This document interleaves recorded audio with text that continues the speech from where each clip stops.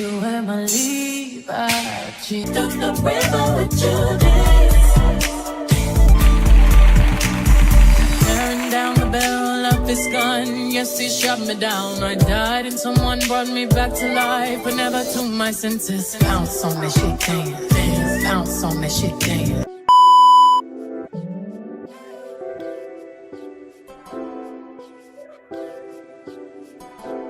Really?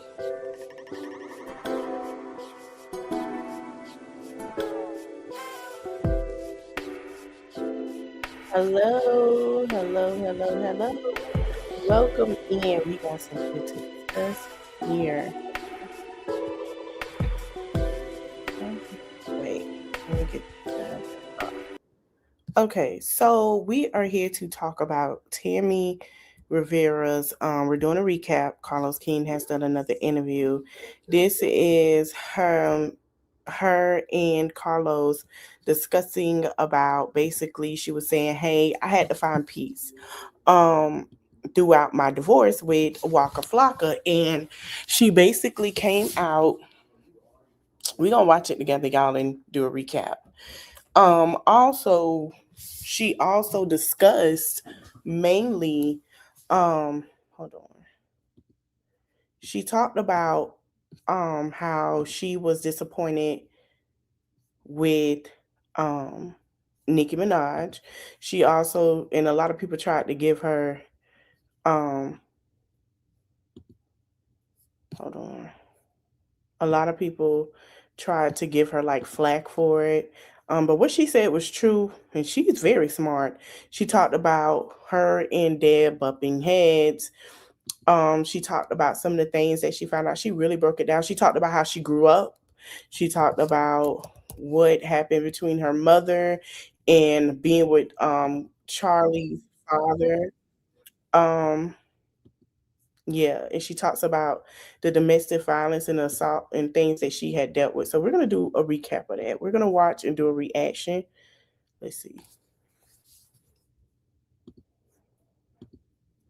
Let's get into it. All right. Okay, let me do my copyright.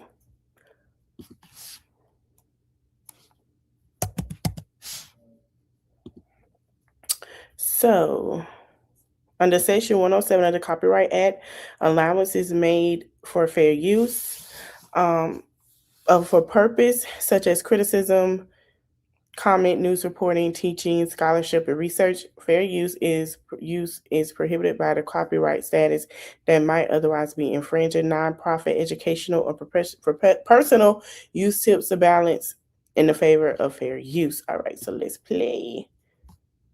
And shout out to Carlos King. Great interview.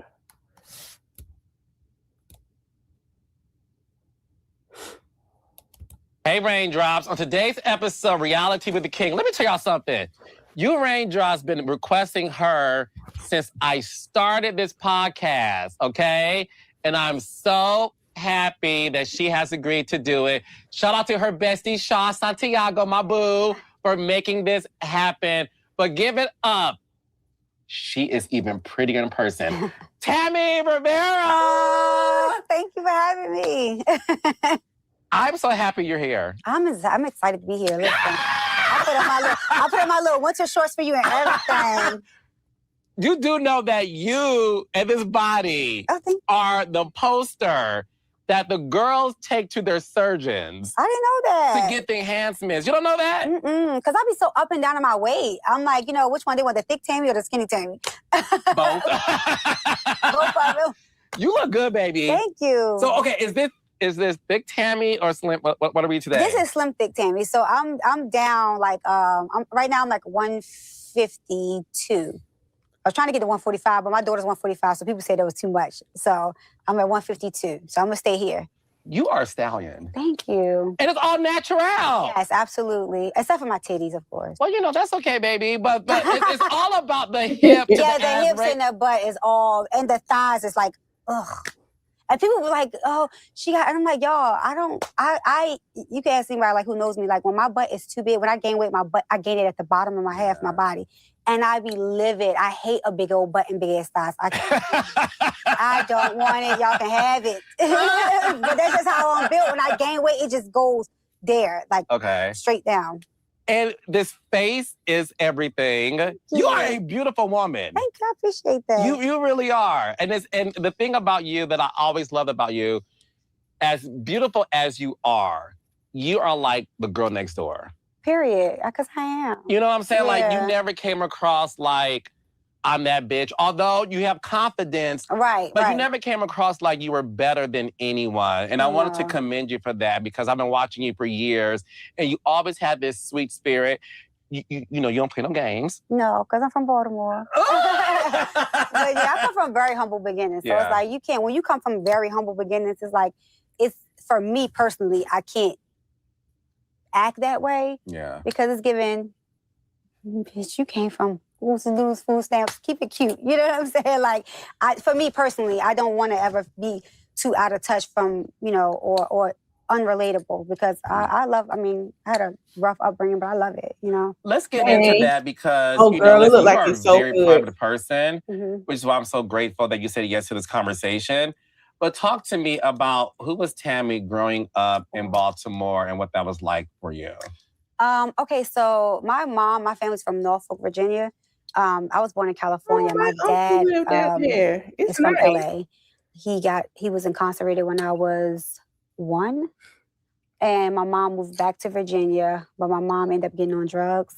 So she moved to, which is crazy, she moved to Baltimore. Let me tell you something. I know it is because she really don't talk about her life like that. She never had the chance to because she was under Walker's shadow a lot. So it's good to see her come out and talk about who she is. And it's something that she said I wanted to do it because this video because it was something that caught my eye. I was like, dang, but we gonna wait till she get there. Some more because everybody, I'm an 80s baby. I was born in 86. I'm 39. So, you know, back then that was and all her friends was getting high, you know, and so she moved to Baltimore. I don't know why the fuck she would move to Baltimore to stop getting high because that's heroin capital. But she moved to Baltimore to try to like break away from her friend group to try to do better. And of course her addiction continued there. But with my mom always stayed tight in faith. So it was like, even though like my mom was the type that even though she would get high, she would come in the room high and be like, can we pray and ask God that he take this addiction away from me? So I always had a strong respect for my mom because she always kept it 100 with us. But, you know, growing up, I feel like in Baltimore, everybody's mama got high. So if you was talking like, oh, your mama get high, like, my mom get high too. It's like normal. Even though it's not normal. Like I talk to friends in Atlanta and they be like, I'm like, yeah, my mom's get high. They be like, oh my God, I'm so sorry. Like people from Baltimore be like, girl, mine's too. So it was a thing back then. Yeah, because, you know, back then, in the 80s, it was a thing for everybody. I don't know. It really was. People, yes. We're going to talk about it tomorrow. I got a thing. But yeah, we know that they were dumping it off because things were starting to go good for the Black community. So that's when the liquor stores and the epidemic started. And that's when people just went crazy, went missing. In the 80s, it was bad. They talk about it and using it in the club scenes. And when they did that, a lot of people caught a disease they couldn't get rid of, and they didn't know. And it's so crazy. It's a whole documentary about it where they talked about how people were scared to even have contact with people. It's crazy. Then in the 80s, when that's introduced, so it's just like us when we were younger, trying or try, you get what I'm saying? Yeah. But it was way more addictive. So they didn't know. They were just giving, they used to smoking weed. And it's like, well, try this. And it's like, the next thing you know, you have a whole epidemic of a crack epidemic of, you know, crack babies. So, but that's so we grew up, you know, we had our struggles, we had our ups, we had our downs, but my family, even when we were in Virginia, was from the projects in Virginia. I grew up in West Baltimore. I moved to Baltimore, I think when I was like 6 or 7. So I claim Baltimore because that's the streets that I know. But Yeah, it was rough. Like, I watched my uncle get in front of me, like when I was on my 12th birthday in broad daylight. Like, it was a lot. I had a lot. Gosh. Yeah, see how you react like, oh my God. but I know, but for you back then it was, which is I understand what you're saying too. Yeah. It's obviously still sad because that Yeah, was it's the not norm. normal, It though. wasn't. Yeah, and see, for me, I think I have so many, like I have best friends from third grade still to this day. Mhm. All my best friends and friends are we 20 years in almost. Oh, wow. 15 to 20 years in. And for us, like Sorry, I had y'all. someone talk to me. Made I me think I did feel marriage boot that. camp actually, and we were they were I talking. do I was talking to one of the apologize. counselors, and I'm like, it's just life. And they're like, no, baby, that is not life. That's not normal. Yeah. But for me, I'm giving like, shit happens. And they're like, no, things like that don't happen. Yeah. So it took me a long time as an adult, as you grow, to realize like, okay, yeah, bitch, that's not normal. Yeah. And did your mom ever became, sober? Oh, absolutely. And how old were you when she became fully sober? So we were living in West Baltimore. We live off of, I think it was on Calhoun. I can't remember. It was like a really, so Baltimore, you have like blocks. And you might be on one block and it might be full of drug dealers and like jumping. The block would be jumping. And then you can turn the corner to another block and it's like quiet. It's just older people and kids. It's like, so we were on this one block that was like, I'm talking about it was real bad with drugs. And my mom was like, listen, I got to get my kids. Even though my mom would get high, but she was more, I always say she was a functional smoker because in Baltimore, like I have a lot of friends who moms were completely strung out. Like a lot of their moms passed away from AIDS and things of that sort. They were shooting up. And my mom, she still respect her kids. So she still like, my mom would come in the room and she would probably be high and she would like, and I would get irritated because I know when she was be high. Yeah. And she'll say like, here, you want something from the store? And I'm like, no, I don't want anything. And she'll be like, well, just take it before I smoke it up. Or she'll make sure she like paid the bills before she did her extracurricular things. So one day, I think I was like 13, she was like, I asked God to give us this house around the corner. It's a better area. And if he give me this house for us, I will never touch it again. And I was like, okay, Mom, like, well, you can lie to us, but you can't lie to God. And she was like, yeah, I know. And we got the house and she cold turkey stopped. She cold turkey stopped getting high. I think her brother got killed first. That's the one who got killed in front of me. Yeah. And then my brother got killed, which is her baby boy. And she told me, she was like, if the death of my child or my brother can't make me go back, ain't nothing in this world can make me go back. And she was sober ever since. And that was when I was 13. Wow. Yeah. One thing that I like about her, she never like was mean to her mom or blamed her mom or nothing like that. And that's something I could see with like Keisha Cole at one point, even though, Frankie's situation, Keisha was never like that with her mom either, even though people felt like she was. She really wasn't. She always was concerned. She never got angry with her.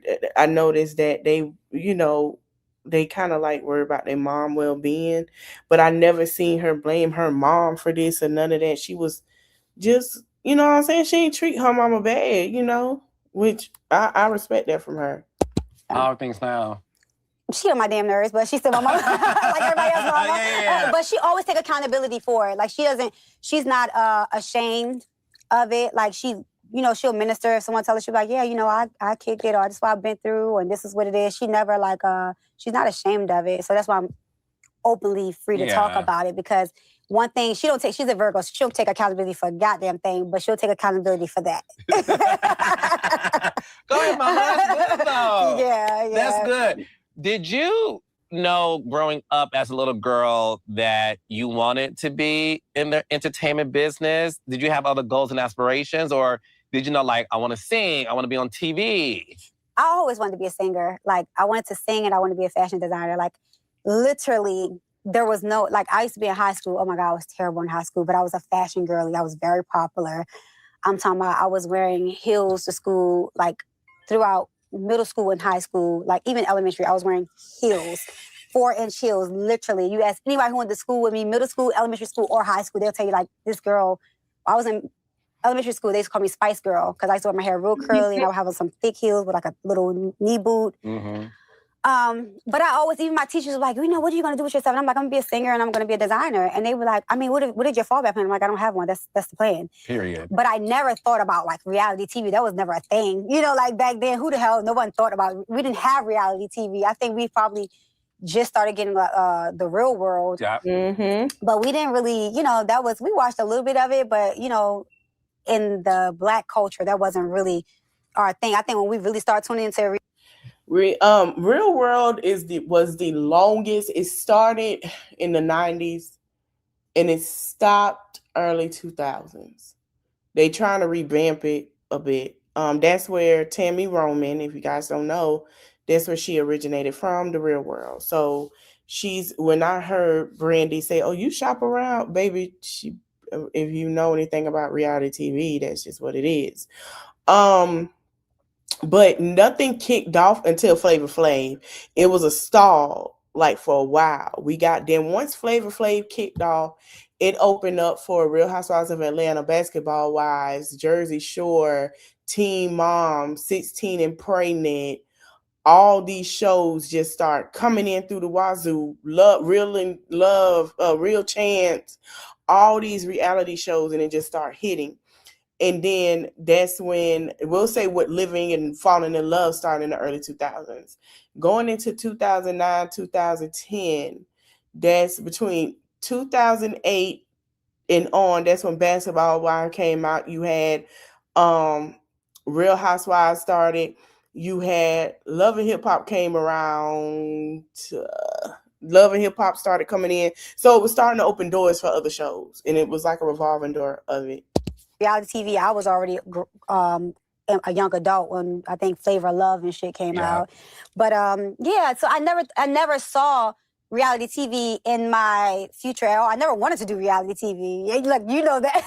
Oh, I know, girl. We'll get to that too. Tammy turned us down a couple of times, child. Go ahead, boo. But I always said that I was going to be a singer and I was going to be a designer. I got pregnant by my high school sweetheart when I was I call him sperm donor. That's Charlie's biological father. But he was my high school sweetheart. He took my virginity. I got pregnant. I got trapped. Girls get trapped too. I've heard. Yes. How old were you? I got pregnant when I was 19. Okay. I had her when I was 20, I think. Or 18 and had her at 19. It was a long time ago, child, but she's 20 now, so y'all can do the math. So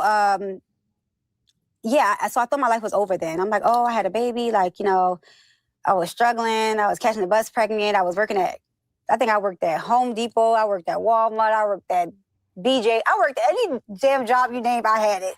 I just was like, damn, like what's left now? But then I was with someone who was verbally and abusive, like literally, oh, you got a kid, anybody gonna want you with a kid? And I mean, you can sing, but it's other people that can sing better. I mean, oh, you cute, but like, won't you just go to school to be a nurse or something? Like, and those things play on you until I realized, oh, he's just a hater because he has no talent. And as I got older and I started to realize, like once I had my daughter, I'm like, no more abuse is gonna go down, not for my daughter. And then after that, I realized, okay, I can't, this is not what I want. I'm out of here.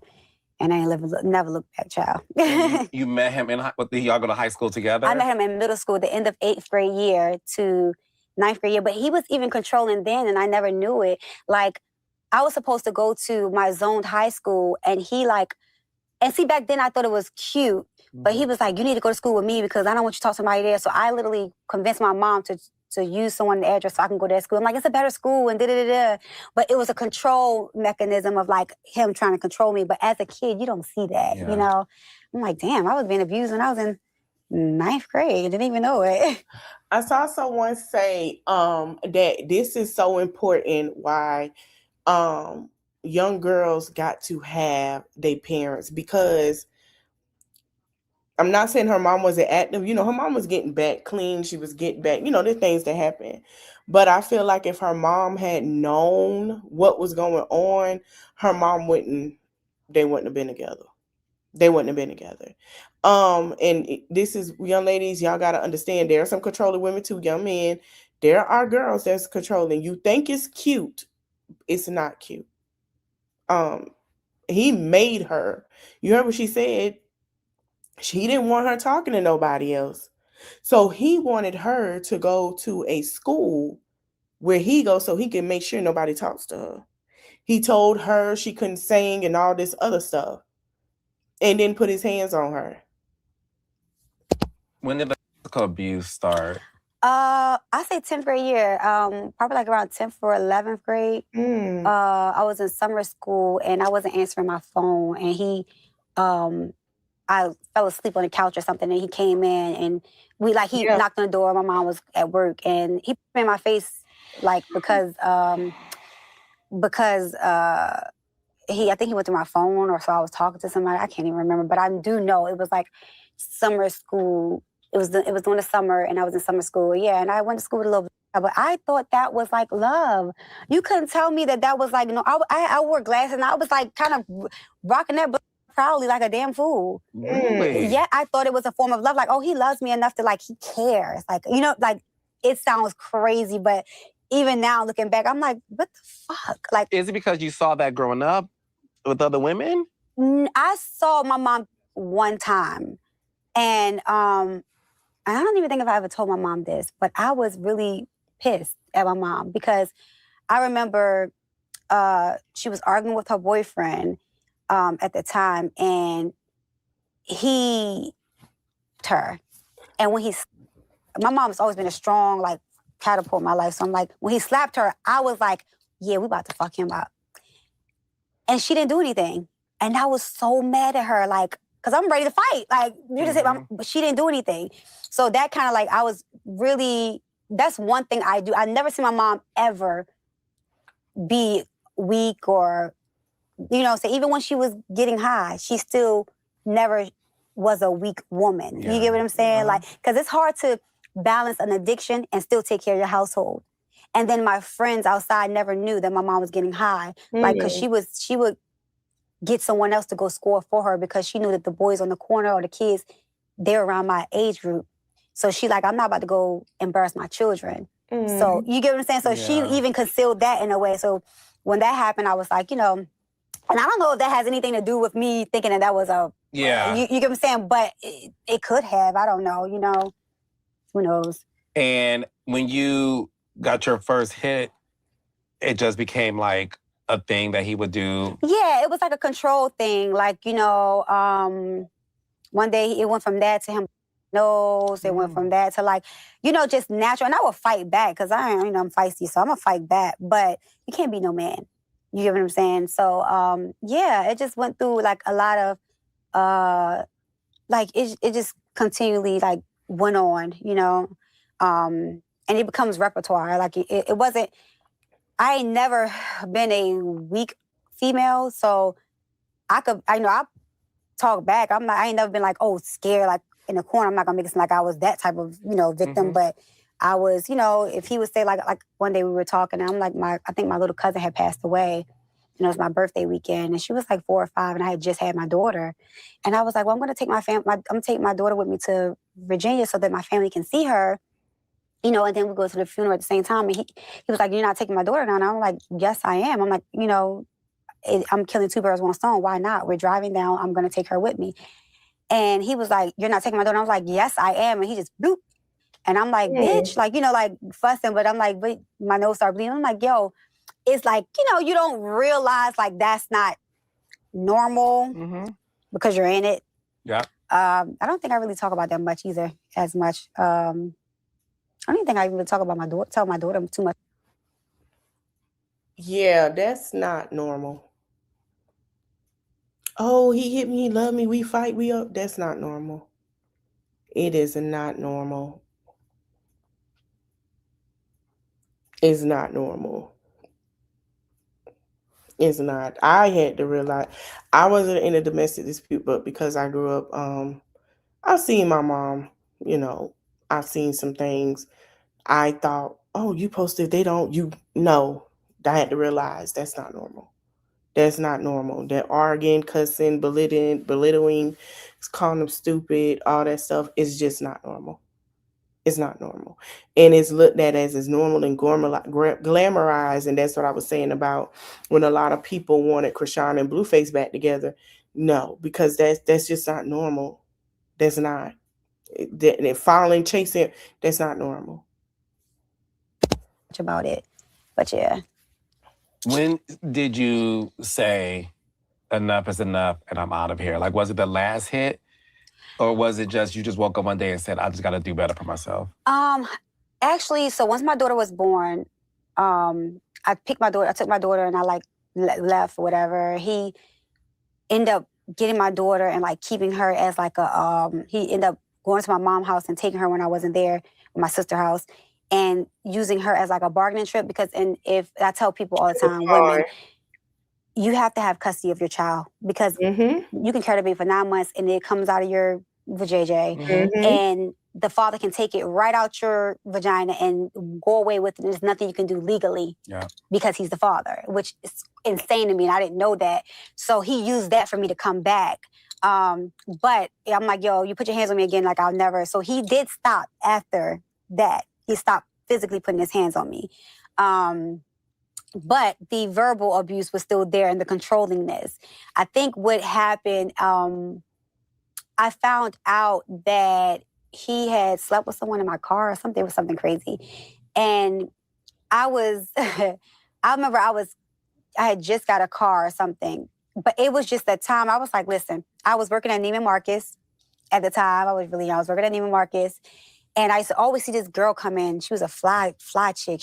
I think she was married to a lawyer, beautiful woman. She used to come in her True Religion jeans on and her Chanel bag. Well, back then she had a little Celine bag and her Chanel's.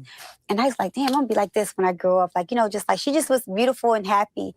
And I was at work crying one day and my friend to this day, she was like, she said, Tammy, what are you crying for? And I'm like, I think I was hiding. I think he hit me or something that day too. And I'm like, and she was like, let me get this right. I'm like, I was just talking about my issues or whatever. And she was like, let me get this right. You pretty as hell. She's like, you bad as a motherfucker. She was like, he broke and he beat your ass. She said, bitch, pick a struggle. Right. And I was like, you're right. And I was just giving like, nah. And then I was giving, baby, you can have this sad, poor ass life. I'm out of here. Yeah, and that's when I decided, like, I went out crazy. I went out one night and met a guy. This is so funny. I never talked about this on camera. I met a guy, and we were, he kept sending bottles of, back in the day, they send bottles of rosé over, that was the thing. And he was like, I want to take you out, whatever. And I was like, well, he like, take you shopping, back in the day, I'll take you shopping. So I was like, okay, we can meet at Tyson's Corner or whatever. So we went, he like, okay, well, I'm like, I'll drive and I'll just meet you. So he like, let's get something to eat first. So we got something to eat.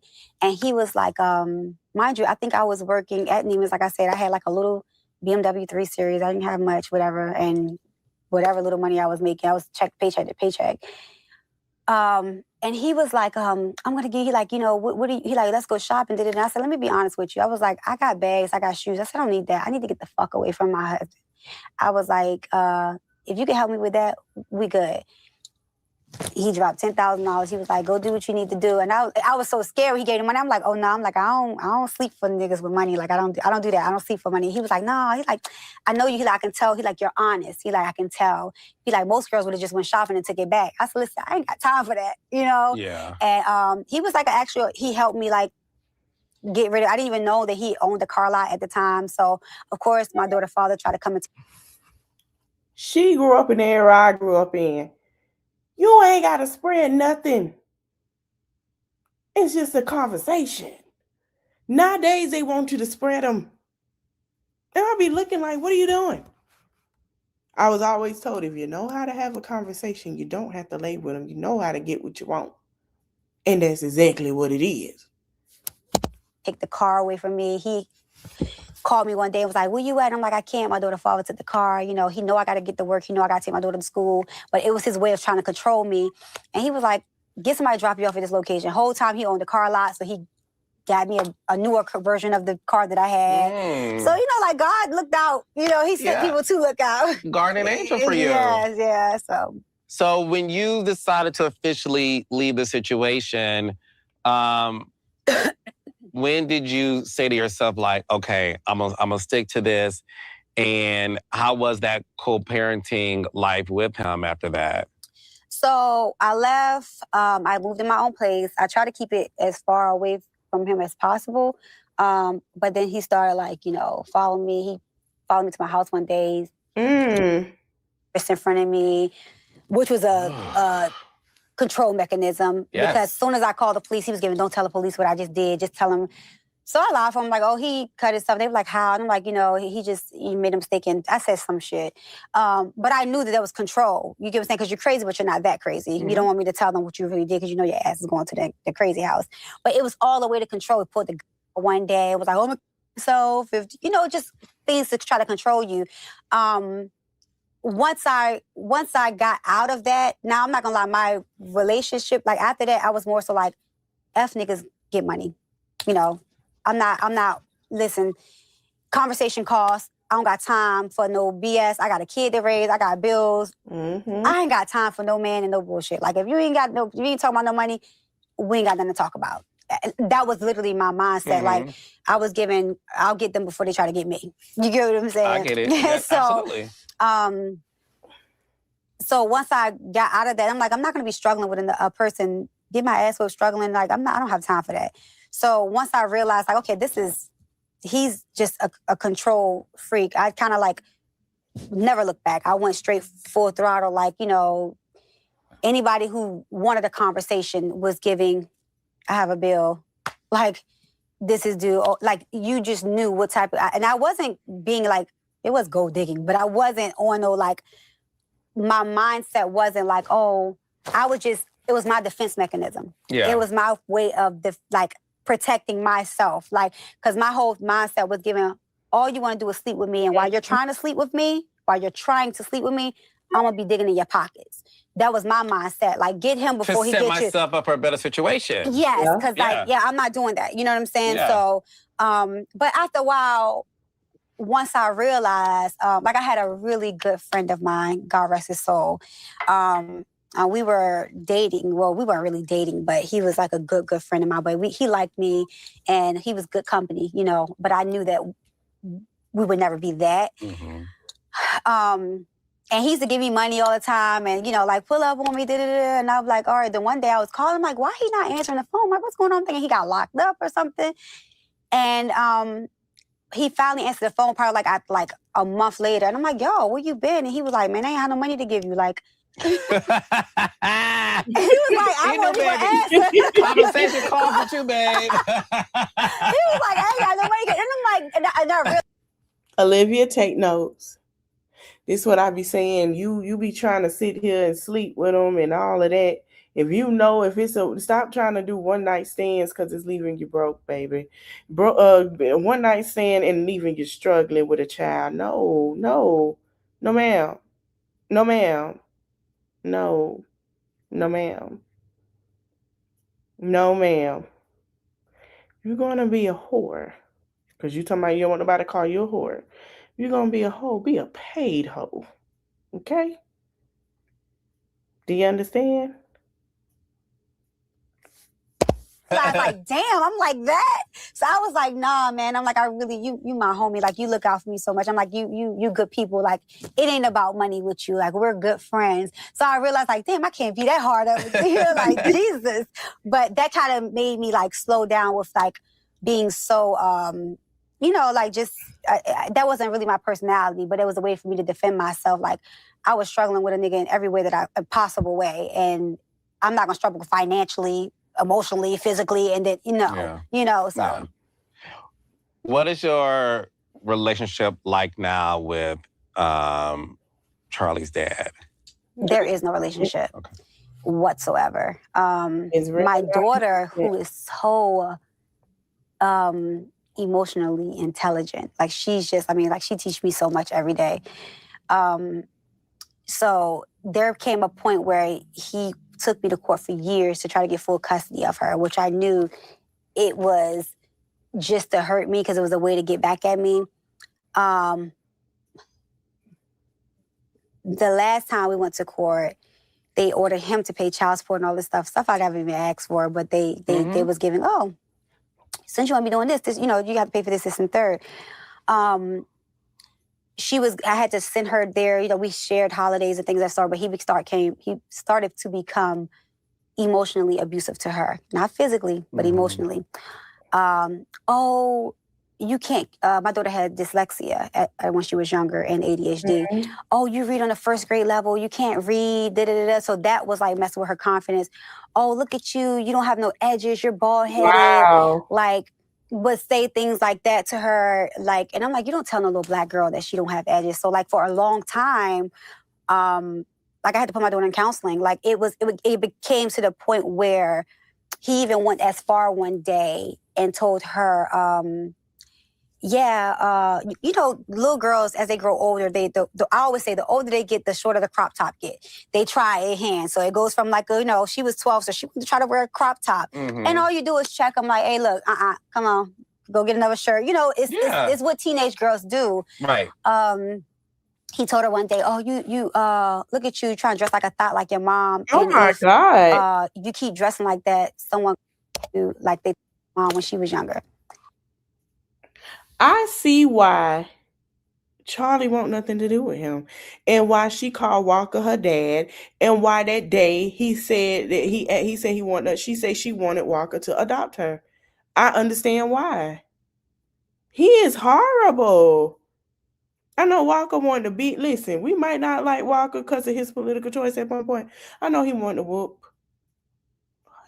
He wanted to beat that man up because he looked at Charlie as his baby.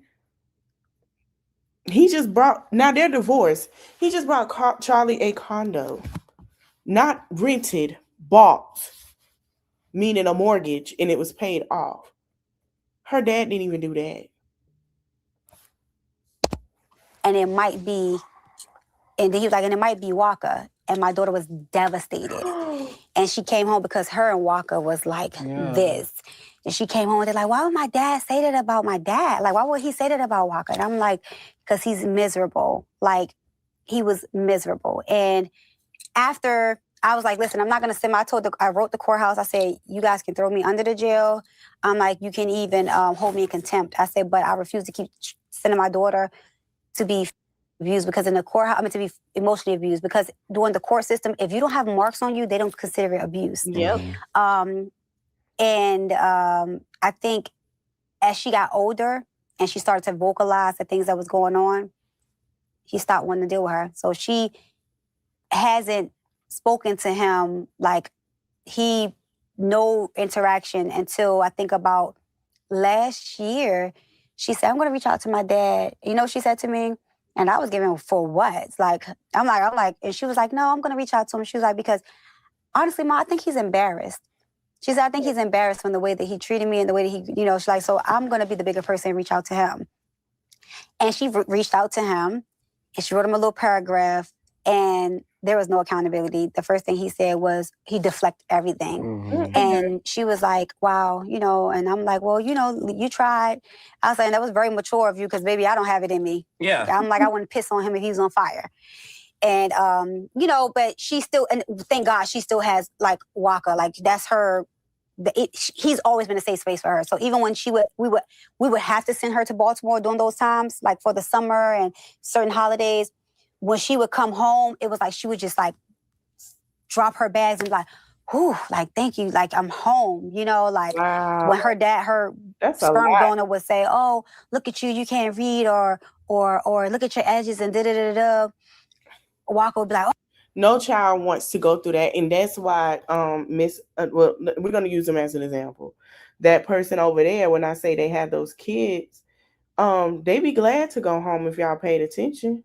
They be glad to get home because I believe that they go through verbal abuse. For the fact that she called her daughter stink, we know they be glad to go to their dad's house. I know for sure, especially Christian.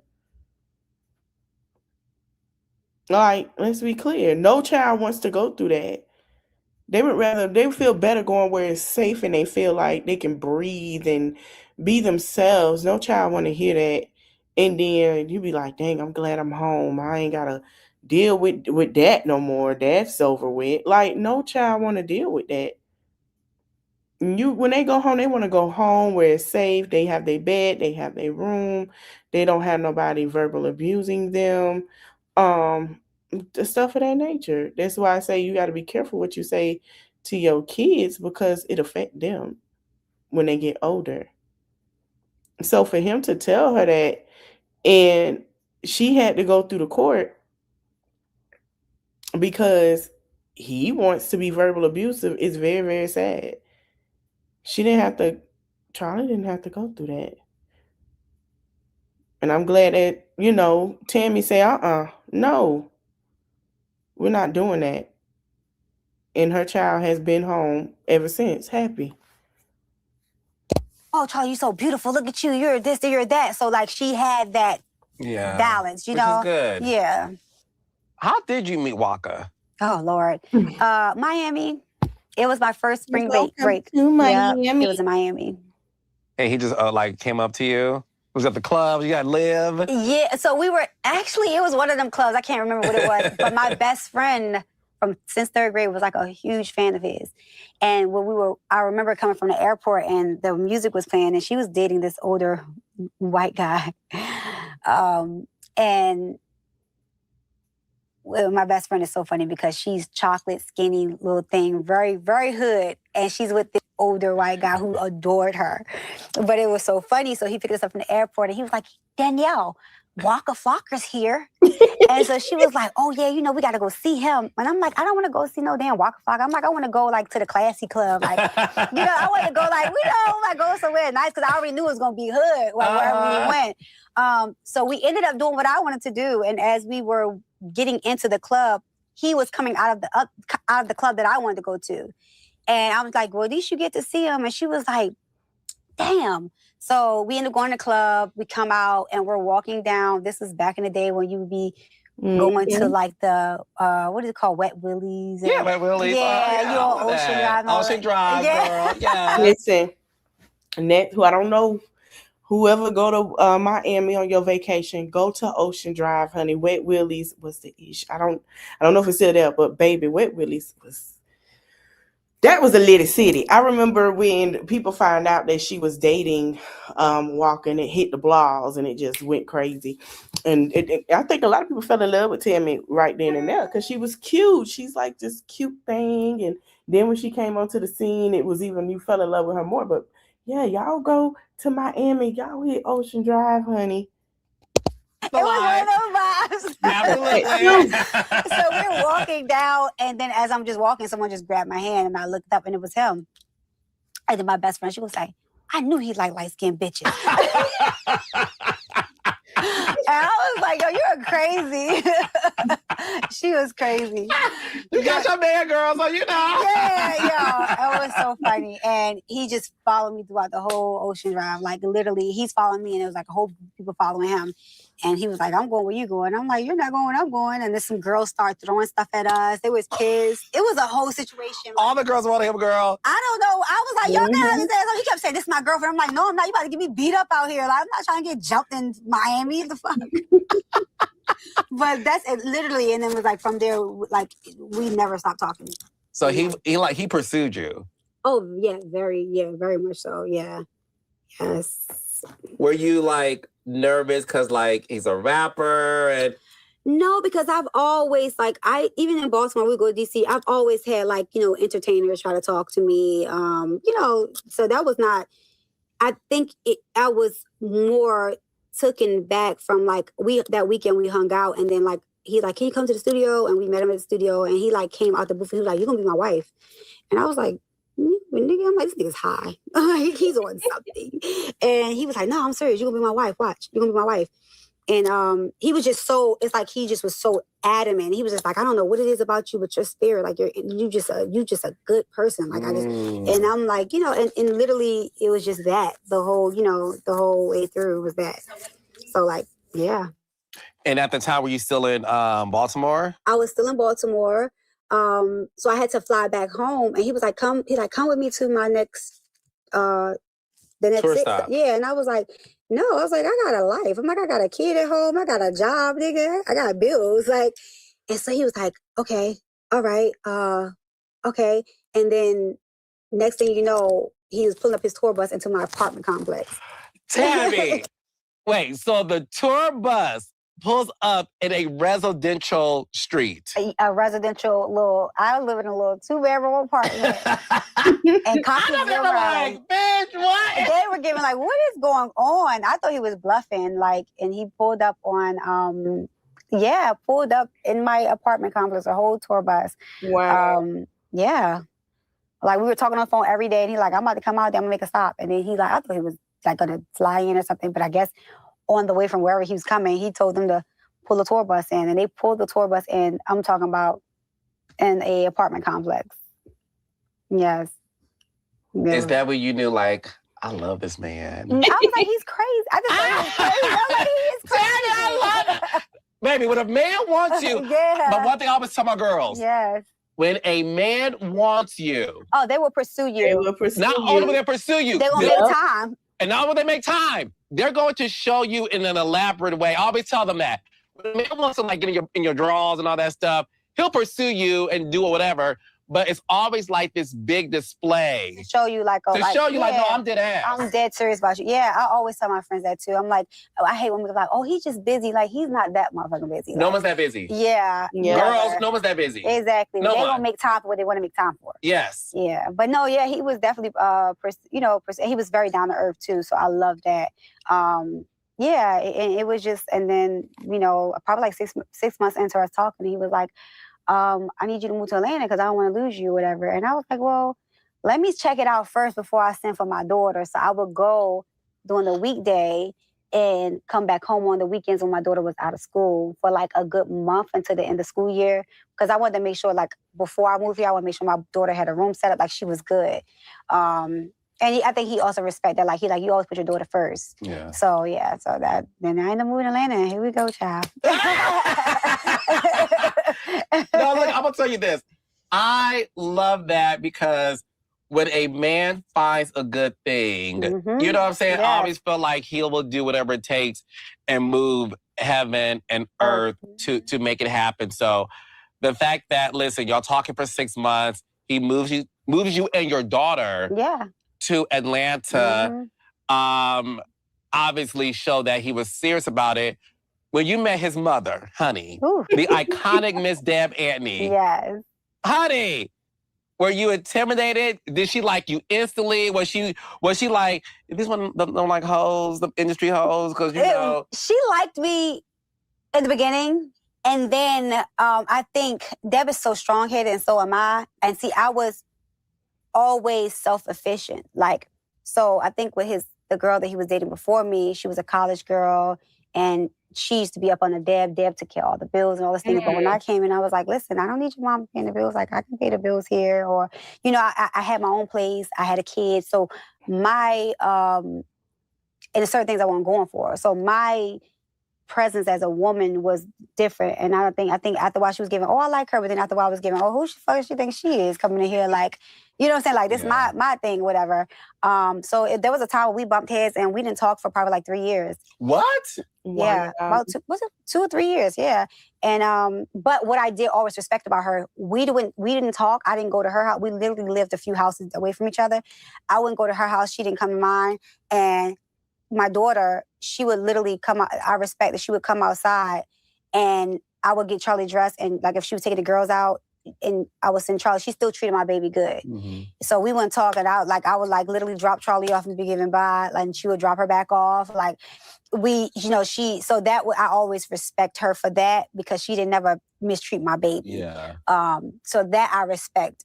But then eventually, like, I think right before I did Love and Hip Hop, we sat down because somebody came to us again about it. And I was like, well, I'm not going to go on the show unless me and your mom hash out whatever it is we have going on. So off camera, we spoke about it and we cleared up some things. Baby, and the whole time on the show, she never flip-flopped on Tammy.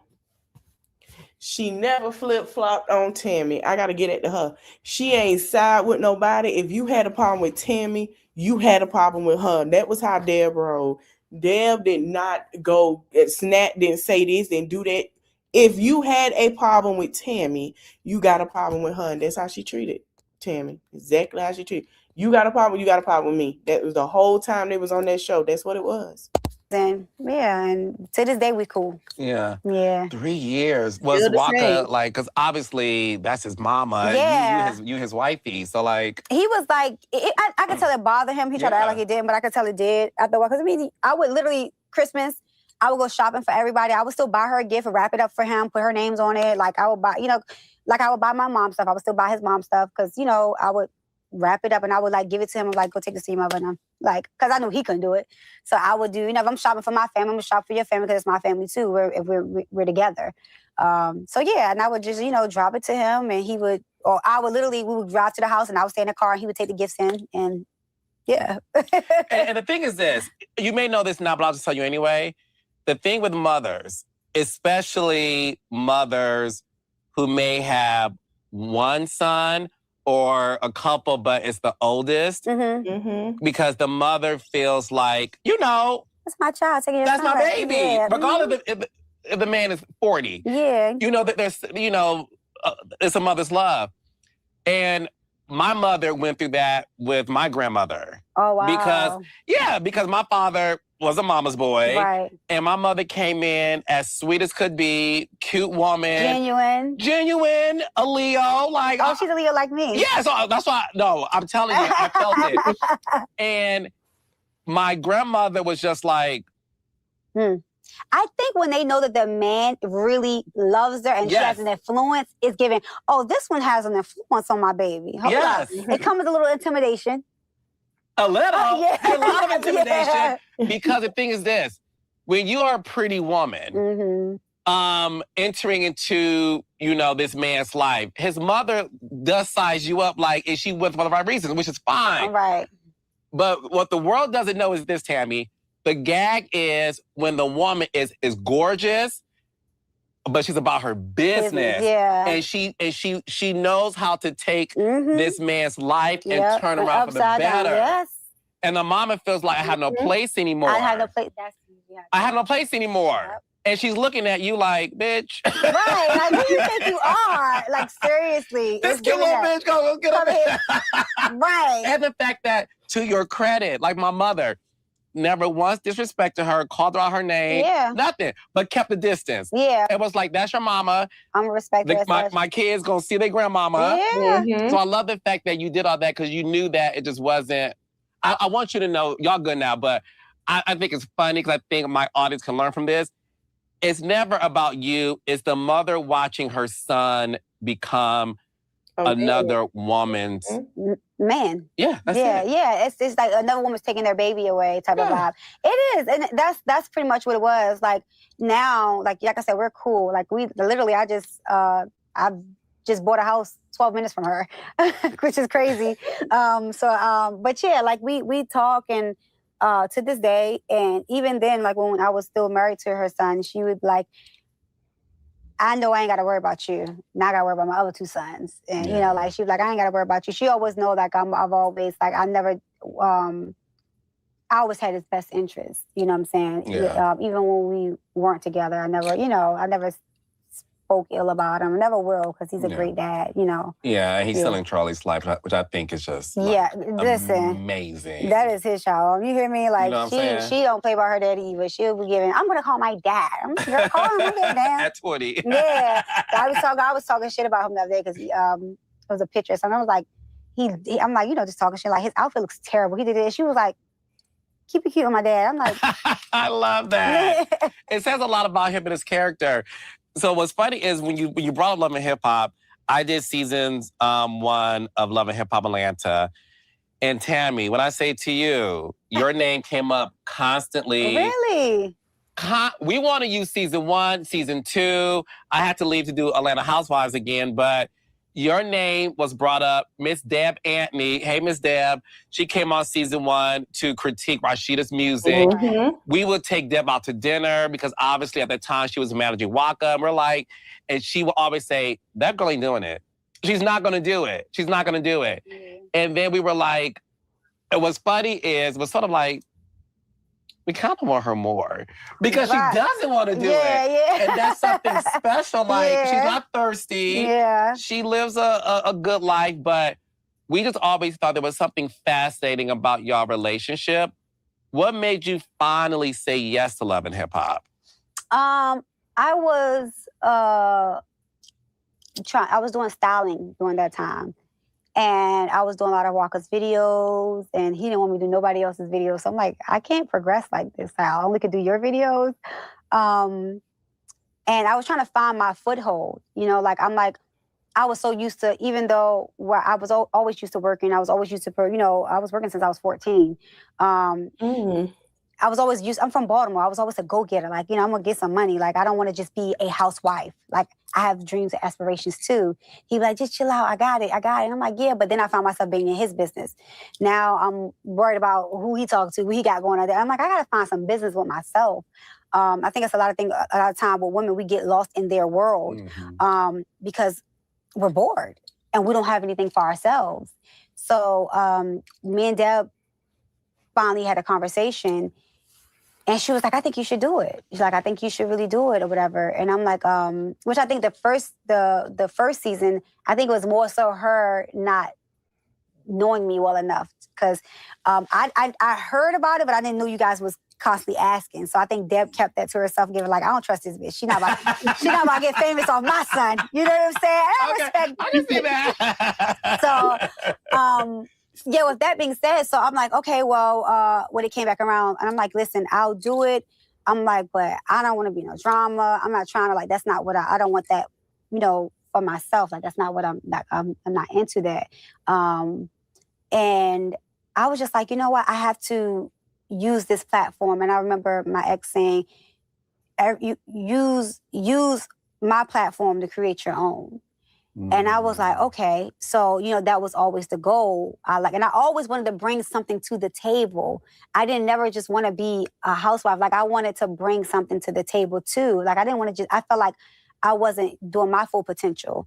Reason why when I did Love and Hip Hop, no one even knew I could sing until the last season of me exiting. Yeah. Because I never wanted one to be like, oh, she's doing this to be, to be a singer. She had a motive the whole time. Like, for a long time, he didn't even know I could sing, nor Deb, until probably maybe 3 years into our relationship. So I just was like, you know what? Okay, I'm gonna step out on faith and just go ahead and do it or whatever. So that's pretty much what it was. I was just like, okay, I felt more confident in our relationship, and then me and Deb's relationship, because I was not going on TV arguing with my boyfriend at the time, mother. Like, I was raised better than that. So I was like, ain't no way in hell. And when they asked the first season, me and her wasn't really cool like that. You know what I'm saying? So, yeah. That makes sense. What we saw in the show was like, you were fan favorite. People just loved you because you were like, again, the girl next door. You're like the girls, and you're a girl's girl at that. And we saw the relationship between you and Waka. When you were doing Love and Hip Hop, did you feel like that had a negative or positive impact on your relationship with him? I feel like both. I feel like the positive side of it was I was able to show him, like, I told you, like, I'm more than just a housewife. Like, I can create businesses. I can bring money to the table. Like, I'm a force to be reckoned with my damn self. Amen. Like, let me show you what I can do. On the flip side, I felt like, it exposed anything that he was doing. Like, is flat. Like, I'm talking about, he couldn't even get a pizza delivered without somebody telling me, girl, I see somebody in the studio, I deliver some pizza. Like that, you know what I'm saying? Like, so it was like, it's a different when people doing stuff in private, but when everything you do is publicized now, it makes the relationship hard or strained, So couldn't cheat in peace no more. Period. That too. But yeah, but even still, like, I think throughout Love and Hip Hop and all the other shows that we done, we had such a good friendship. So a lot of people couldn't really understand, like, oh, she go back to him. Yeah. We were such friends. Like, that was like my homie. Like, we kicked shit like all the time. Like, that was my friend. So I remember, I got to pause through. I remember when she found out that he cheated, And she was like, they were separating, and she broke down because she said she was like, that's my best friend. That's not just my husband. That's my best friend. And then on top of that, he fathers Charlie. Like, that broke her. It broke her. Then it went from being broken child riding in the car singing cash doll to cussing him out, to saying to his face. And she gonna talk about how she finally left, and she's in a new relationship. She look happy. Even when the relationship, like, of course I'm human. So another thing, she dyed her hair again because she said last time she dyed her hair broke off, and she had to start over. It done grew back healthier, and now she got the blonde. I like it. Hey, Cancer 66, I like this on her because she was trying to get to this color before, and she went to the wrong person, and she had to restart all over again. So she didn't completely cut it off and things of that sort, but she cut it into a bob.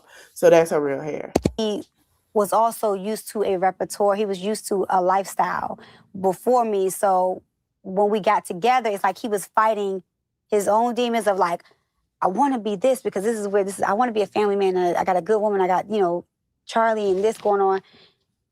But I'm still out here in these streets. You get what I'm saying? So it's like, and a lot of people, it's not making excuses for him, but he was young and he was trying to figure it out too. And I'm young and I'm trying to figure it out too at the same time.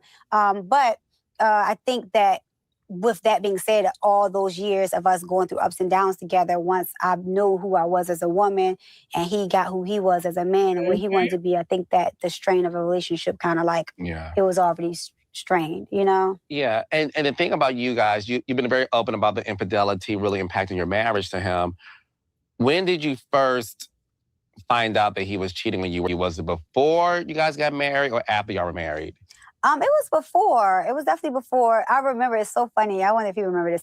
I had just moved down, and you could have bought me for a nickel. I went to this man's phone one day, and you couldn't tell me that. Listen, they say don't bring your man to Atlanta. Don't do it. That was the man that I knew because it was like a whole different side. And so like I said, we always had a good friendship. So I was like, listen, I'm like, I'm gonna be straight up with you. I'm like, I just moved down here with my daughter. I'm like, if this is what you want to do, then that's cool. I said, we could be friends. We could still kick shit how we kick shit. I can get my own place. I'm like, but we can still see each other. I'm like, but we don't have to do this. And the nigga sat there and thought about it for a second. He was like, and I'm like, because I'm like, I was being straight up. Like, and he looked at me, he like, nah, hell no, I want this. Like, I don't want that. I want this. And I'm like, you sure? Because I was hurt, but I was still like, okay, this is new, but we kick it how we kick it. We don't have to, you ain't got to answer to me. Yeah. We could just be cool. I can get my own place. We can still sleep with each other when we want to. We can still hang out with each other. We can still, but we don't have to pretend. We ain't got to do this. That we're in an exclusive, committed, monogamous relationship, but we live together. We could just be dating. You know what I'm saying? Right. You got people that you can Fair. go out. Which is fair. Right. But you know why he said no, right? Because he didn't want me with no one. Okay, girl. Let him know, bitch. Okay. So I'm like, so. That's why he thought about it. He said, look. He thought like, damn, it's a good deal. Carlos may be gay, but Carlos gonna tell you how men are. Gay men know how straight men are. They're still men. Okay? They're going to tell you, no, baby, that no, I'm still I'm still a man. Hey, they don't play that. Oh, but that means another man can have you. Nope. Changed my mind. I'm like, this nigga really, I said, I'm like, this nigga really thinking about it. But yeah, so, but yeah, that was like, child, I got stories for days with that. But, it's growth. Like, I'm like, I wouldn't change anything. Because even now, I get so many DMs from women, like, I followed your journey. Like, you were so transparent. And like, just to see the woman you are today, it's like, it's refreshing. Like, like, me and him are really good friends. Like, I just had to put my dog down, who we got together. That, I had this dog for like almost 12 years. And I had to text him. I'm like, yo, I got to put Angel down. And he texted me. He called me like, yo, T, like, were you good? Like we talk. We're good friends. We did the signing. He just bought my daughter a condo. And my boyfriend, he was with me, and, you know, they talk, and we sat down, like, you know, like we have a good rapport. And it's so much respect there. And that was more so, that was the whole point of us, like, me leaving the relationship sooner. Like, I knew that I was losing respect for him. And I'm like, I'd rather lose, and people were like, oh, that sounds dumb, but for me, it was true, because we always had such a good friendship. I'm like, I'd rather lose my husband at this time than to lose my friend. I don't want to, I have so much respect. I don't want to lose respect for him. After a while, when you go through so much stuff, you lose respect for a person. I didn't want that to be us. So I gracefully bowed out. You know what I'm saying? Like, you know what? I love you. I'm not in love with you no more. You know, and I was honest. I'm like, I don't want to be cheating. I don't want to cheat on you. I don't want to, you know, I'd rather just leave, you know, like, I don't want to become a person that I'm not. Yeah. You get what I'm saying? Yeah. Was the final straw for you just like the cheating thing? Was that just it? No, it actually wasn't. I like that was like, it got to a point where that stopped. Like, okay. It got to a point where he grew up, and that wasn't the issue anymore. It was other little issues that we had within our marriage. But you know, little inconsistencies that I would complain about over the years. But I think the marriage was so strained from past stuff. Me too. You know, like, you have to heal. I wasn't healed. I was like, I found myself being like, ugh, don't touch me. Like, leave me alone, because I lost the respect. Because it's like, once you go through so much stuff, like, the more and more you go through, it's like a scar each time, and you become a different person. Yeah. And I didn't realize I was that person. And then, you know, like, now when I look back sometimes at certain things, I'm like, damn, I was a mean. And he was accepting them, like, me. It wasn't accepting, because we would get into it, but he was like, a part of him was giving, like, damn, I deserve that. I done did so much shit. I see why she talked to me like that. I see why she, you know, you get what I'm saying? And he didn't deserve that either. And because at the same time, I chose to stay. So I chose to stay, and the outcome of me staying changed me. So now when he's changed for the better, I'm a bitch. It's not fair. Yeah. You get what I'm saying? Like, and regardless, like, people always like, well, he the reason, it's his fault. He the reason why you was like that. Yeah, you can say that, but I understand what she's saying. I've been there. I'm gonna be honest. And because so much has happened, you just don't like that person. You still love them, you just don't like them right now. So you have to do the healing by yourself, and just now it can be different. You know what I'm saying? So I understand what she's saying. Stayed. You know what I'm saying? So I have to take accountability too. I'm not making excuses for him, you know, but like, we was together in our 20s. We was together for 10 years. Like, we grew a lot and learned a lot. And he grew, like, I always say, like, whoever he gets with the next, she's gonna have a good man. Like, I put in the footwork, damn it. But no, he's a great man. He's a great father. He's a great man. You know, we just, our course had ran, you know, like, God put, it was, we met each other for a reason, in a season, and, you know, we will always be family. But, you know, that's just what that is, you know. You are very mature. Is this like a healed Leo? I think so. You know what I'm saying? Like, that's because you know this, being in this industry, being in Atlanta. Yeah. You know it's rare when a marriage dissolves. Yeah. And you can sit back and be like, look, it's easy for me to say he did X, Y, Z, and I had to leave. I love the fact that you're like, look, we had a great friendship. Right. We were young. We tried. Over and over. It didn't work out. Yeah. But it doesn't negate, and obviously a lot of people's situation is different. Yeah. But I love the fact that you can recognize that this man is still a good person. He's a great person. And another woman is going to attain a great man. He's just not the great man for me, for who I am at this stage of my life. And I get that. Yeah, and it's not taken away. Like, I don't want people like, oh, she gave up on him, assume he didn't. No, it wasn't that.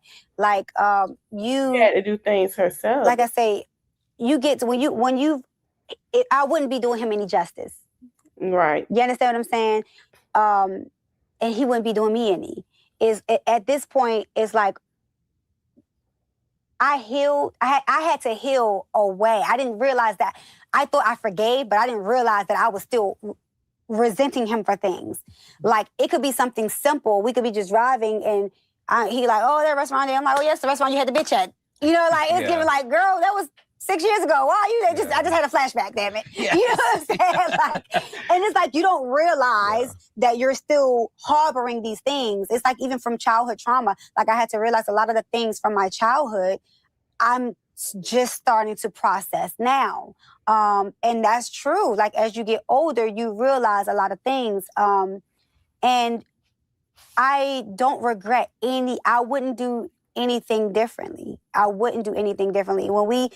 When our divorce was finalized, he texted me. He said, thank you for 10 amazing years of marriage. And, I, appreciate for all things. And I said, thank you as well for all the things that you show me, everything that you taught me, and vice versa. Like, we literally was like, thanked each other for our time that we did have together. That's like where we are, in our spaces now, Yeah. That's beautiful. No, congrats. And it's mature. And it's unfortunately, it's rare. But again, I understand that a lot of circumstances aren't as clean as this one is. But I love the fact that you two were able to maturely say, look, we love each other. We had love. It didn't work out. Let's at least be the best people. And then when it comes to Charlie, like, let's still have this relationship when it comes to her. You have moved on. You have a new boo. Yes. Talk to me about that, honey, because do you feel like you found the one? Yes, this is definitely he is amazing. Like, he is like he's the end for me. That's it. That's it. Yes. He's, I didn't ever think that, like, I know God sent him to me. He's like, oh my God, he's just a great person. Like, he's genuinely an amazing person, an amazing man, like a godly man. Like, and when I say godly, he do not play about the Lord. Like, and it was so crazy and refreshing to me when I first met him. Actually, we used to clash when we first met about the Bible, because he's like, I'm a Christian man. And I'm like, well, I don't call myself a Christian, but I believe in Jesus. Yeah. I just don't like categorizing myself as anything. And he's like, no, I'm a Christian man. Like, and we would talk about the Bible. I'm like, well, I don't agree with that. He was like, but let me bring it back here. Like, let's get the Bibles out. Like, we would literally debate about the Bible. And he's 35, I'm 39. But he don't play about his word. And it was refreshing to me because he didn't back down, and he didn't feel like, oh, I don't want to push too much. It was like, this is who I am. Like, this is what I stand on. Like, when it comes to my God and it comes to my principles as a man, these are the two things I won't budge on. Mm-hmm. And I'm like, okay, I can deal with those. How'd y'all meet? Child, at the club. I know that's right, baby. Hey. At the club. And then we went to the strip club together. Like, it was crazy. So he saw you, was like... No, we met through a friend who had a friend. My assistant / friend was dating his friend, and they were like, we're gonna go. We were at the bar, and she was like, they want to go to a strip club. Do you want to go? And I was like, I mean, cool. So she was like telling her friend, like, well, he needs to come in and introduce himself to her first. So he came in, he introduced himself, and then we ended up going to the strip club. And he was like, it was like an L-shaped section, and he was like on the far end, and I'm on this far end. Next thing you know, he was like sitting right next to me.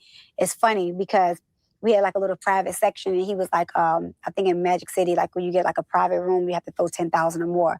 Mm-hmm. And my sister was like, Tammy, talk to him. I'm like, girl, I'm not talking to him. She was like, bitch, I'm trying to take some money, talk to him. So she's she's stuffing the ones in her boots, and she's like, keep him distracted. And I'm like, yo.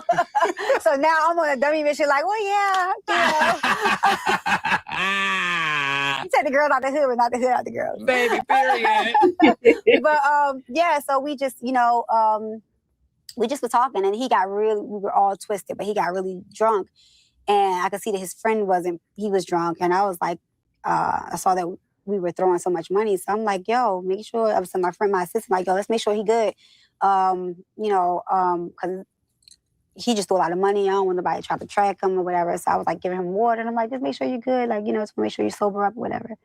And then he was like, he's like, what's up with us? And I was like, nothing. And he was like, no, for real. Like, and I'm like, no, for real. And he just kept pursuing. And one day we hung out, and it was just like, his spirit was it was different. It was really different. So I always tell people, I'm like, there is not enough money in the world that can make me leave this man. I could find a richer man, but I could not find the morals and rich in spirit as I have now. Like, it's nothing that I would replace him with at all. Mm-hmm. Like, he's amazing.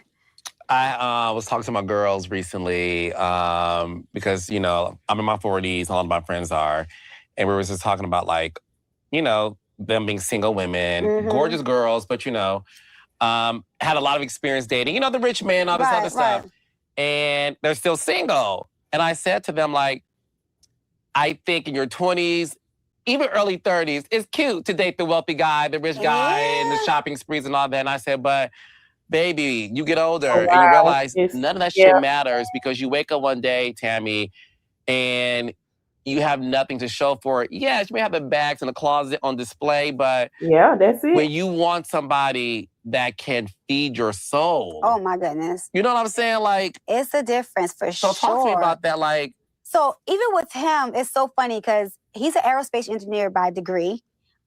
He's owned multiple. He not lying. It don't really matter. I mean, it's great to have, but it's like, okay. And I know that now that I'm older, okay, you have that. What else? Like, what else? Like, what else? Your morals, your respect, and this and that. So it's different because it's cool to do that. But then this is why a lot of women who hit 40 and up are getting married, because they are realizing it's not because, oh, life is like they went through that.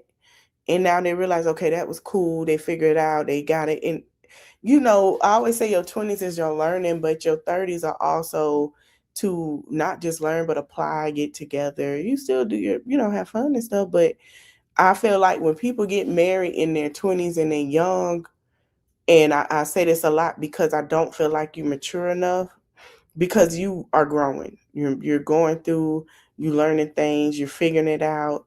So when y'all see them be married and have kids, just imagine by the time they hit their 30s or 40s, they're probably sick of that person because they didn't live their life. I'm serious. I thought that it was a lie when they showed the statistics that I think it was Maury that talked about it, marrying young. And most of them, by the time they 25 to 30, end up in divorces. They're divorced or they're broken up. So have fun. Date. Fire higher. And find somebody that's for you. Grows, like medical marijuana grows. He doesn't have them anymore since he moved to Georgia. But money was never, he can provide the things that I need and want for sure. So he has, you know, the money is there. He's, like I said, he's might not buy me a yacht and a private plane, or, you know what I'm saying? But he can buy me a house and he can buy me a car or whatever it is that I can provide for myself, he can provide as well. But it's not like even just that, you know, it's like he calms me. Like he's such a calm, he's taught me like so much. I'm a firecracker. I'm up north. I could be very, his mom called me, she's like, you're a Yankee. I can be, because they're from Texas. So I could be very like, you know, my mouth can be crazy. And he'll just sit back and he'll just like, baby, I don't talk to you like that. Why do you talk to me like that? And instead of me getting like, it makes you feel stupid. You be like, damn, why am I talking to him like that? You know, he was like, I would never disrespect you and talk to you that way. Why are you talking to me that way? And it's like, it just puts your defenses down, you know? Like, I love that. Yeah, it just puts your defenses down. Or we'll be arguing about something and he'll just get quiet. I'm like, you hear me talking to you? He'll be like, woman, I'm praying. I'm praying. Literally, he'll be like, I'm praying. And I'm like, what are you gonna say to that? Stop praying? We were like, okay. like he's that, or we'll be getting, and I'll get stressed out. He's like, baby, come here, give me a hand. Let's pray about it. Like he's that type. Like he literally, just yesterday, I was like going crazy. Somebody was stressing me out. He said, come here, bring it in. He's like, give me a hand. And I don't feel like praying, but you know, like I'm not, even when I'm angry and he grabbed my hand, I can't say no to the Lord. So it's like, he'll like grab my hand, like, come on, baby, let's pray about it. And I have to humble myself and be like, you know what? Okay, let me pray about it. You know, like I can't carry anger into prayer. So like, this is the type of like man that I was with. Like, it's so funny. This is how innocent he is. When I first met him, right? Like I said, he had money. He was, living a fast life and things of that sort. But he always was like, yo, I know that this is like, he knew that wasn't what he wanted. Cause he's like, I always wanted a wife. I want kids. I want marriage. I want a godly household. But it's so funny because he didn't know who I was. He never knew who I was. He's not a TV type of guy. He's really like a little street nerd. Like he's, down. You wouldn't know he's a nerd until you start talking to him. Like, oh, you're a real scientist. Are smart. Yeah, seriously. Yes. But it's so funny because we went out to the mountains one day, and it was Mother's Day. And so he stopped. I carry my Stanley Cup with me everywhere I go. I have like a nervous breakdown without my Stanley Cup because I need cold water. So he's like, I'm going to run inside Publix and get you a Stanley Cup. So he comes back out and he has a gift card.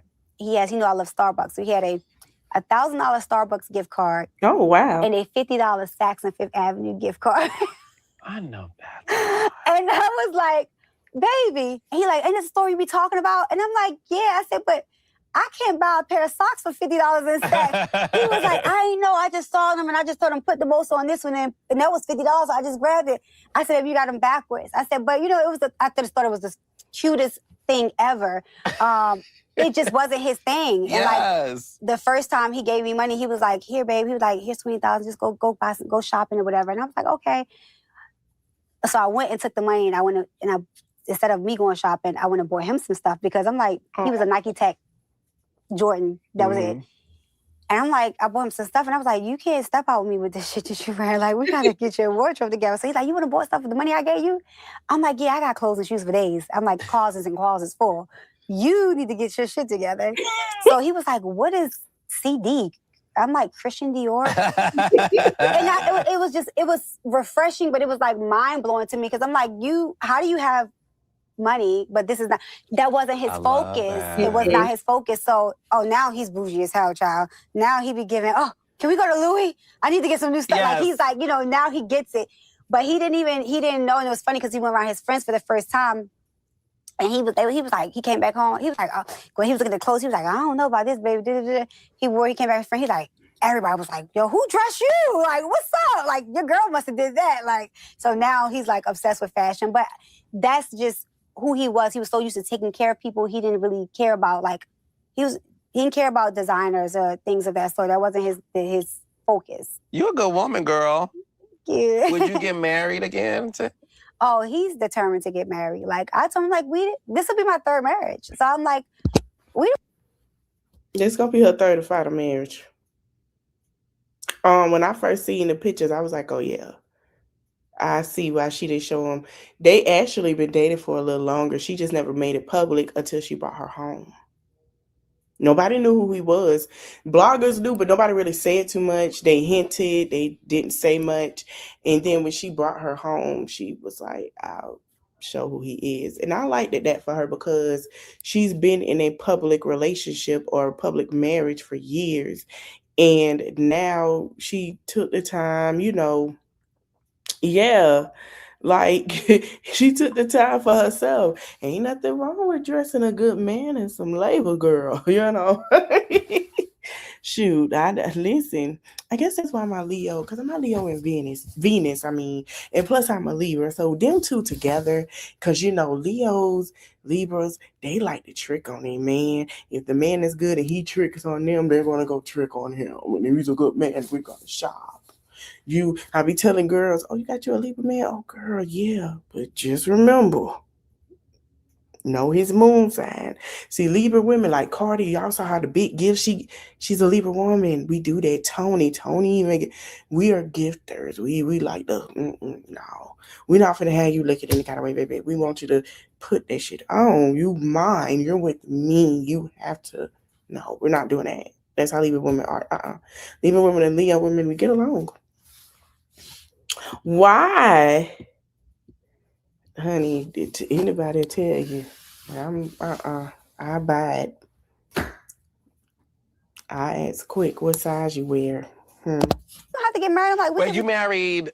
Sperm donor. Oh, okay.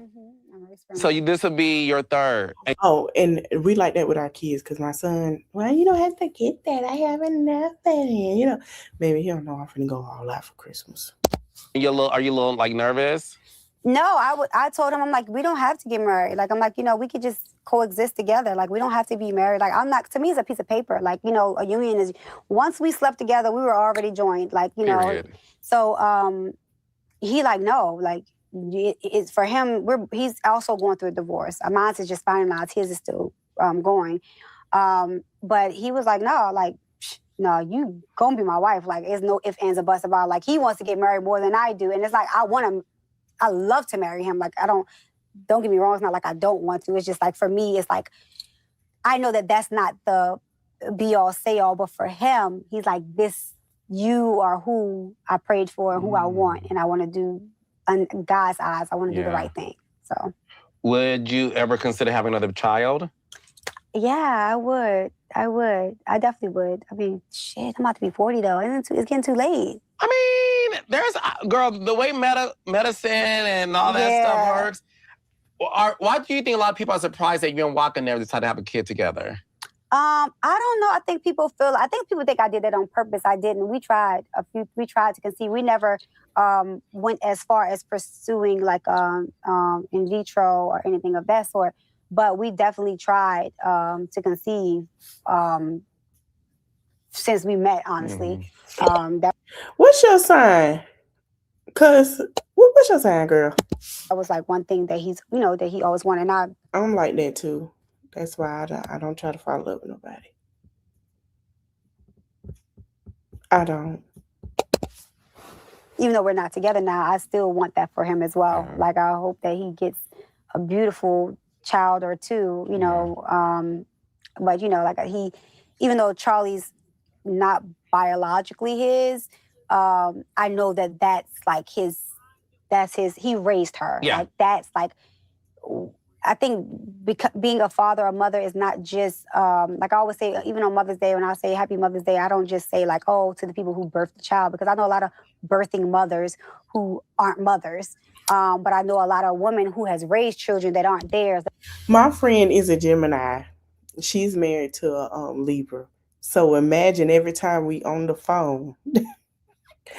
And the Scorpios, they light labels. They just, But we be on the phone, baby. When I say they buy for each other, they buy for each. I ain't never, man. She like to spoil her men, but she has somebody that spoil her.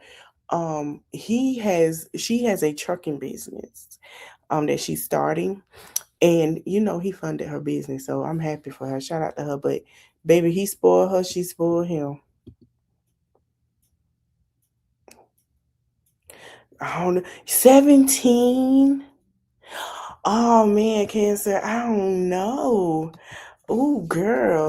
That are amazing mothers. So I feel the same way. Like, I feel he raised that child. Like, she is so much of him as much as she is me. Yeah, we get along with Gemini, baby. We'd sit here talking about what to buy our significant others. I tell her, if I get it something, I'm gonna want to shop. I'm just telling you. That little girl will smoke you under the chimney. She is her daddy's child. She has tattoos like her dad. Mm-hmm. She loves marijuana like her dad. Like, she is her dad's. I'm like, she is his. Yeah. She's a hippie. She grounds herself. She loves meditation. She wants philosophy, and she wants to sit up there, and she will, she's just so much of him. Like, I can tell that he raised her as well. Yeah.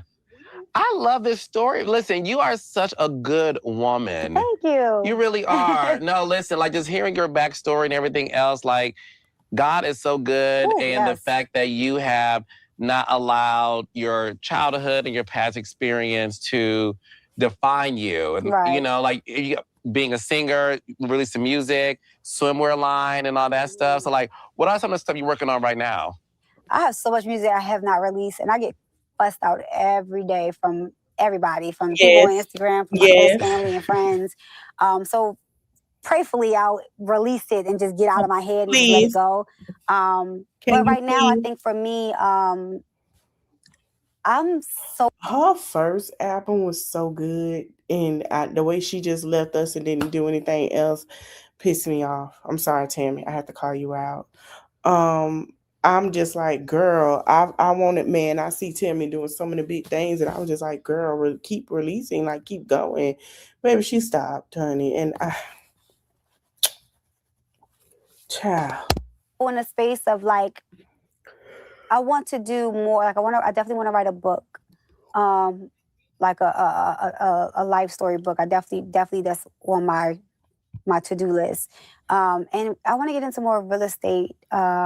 There's a lot of things I want to explore. I'm kind of burnt out from the swimsuit line and the clothing line. Even though I love fashion, it's always going to be a part of my dear heart. I don't think I'll ever not be a fashion girly. But with that blonde hair, she really does a little bit. Like, she does. I'm just in a space now. Like, I just bought a house in the lake. I want to drink my coffee and just sit out on the lake and like watch my kitty cats. I have 6 cats. Girl, let me bet you're a cat lady. I'm a cat lady. Yes. I'm a fucking cat. It's so cute. And it's funny because people are like, girl, you got all them cats and you got a man. I'm like, I had 1 cat when I met him. I have the rest because of him.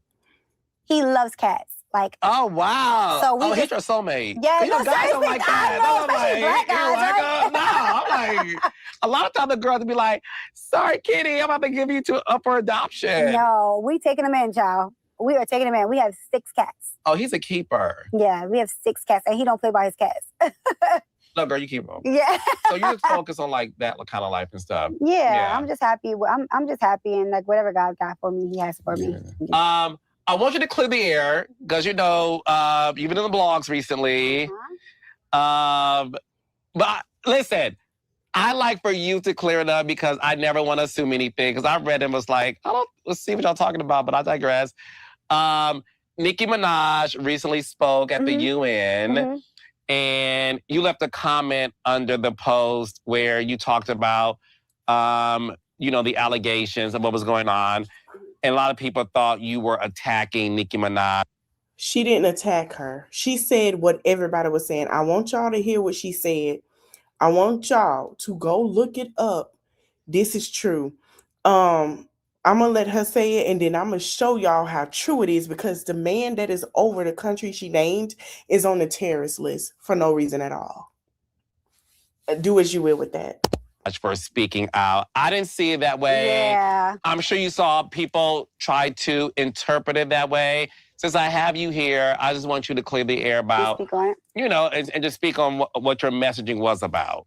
I think, especially with our culture, if a person disagrees with someone, they're attacking them. And that has nothing to do with Nicki. I'm disappointed in her speech. Right. Under the Trump administration.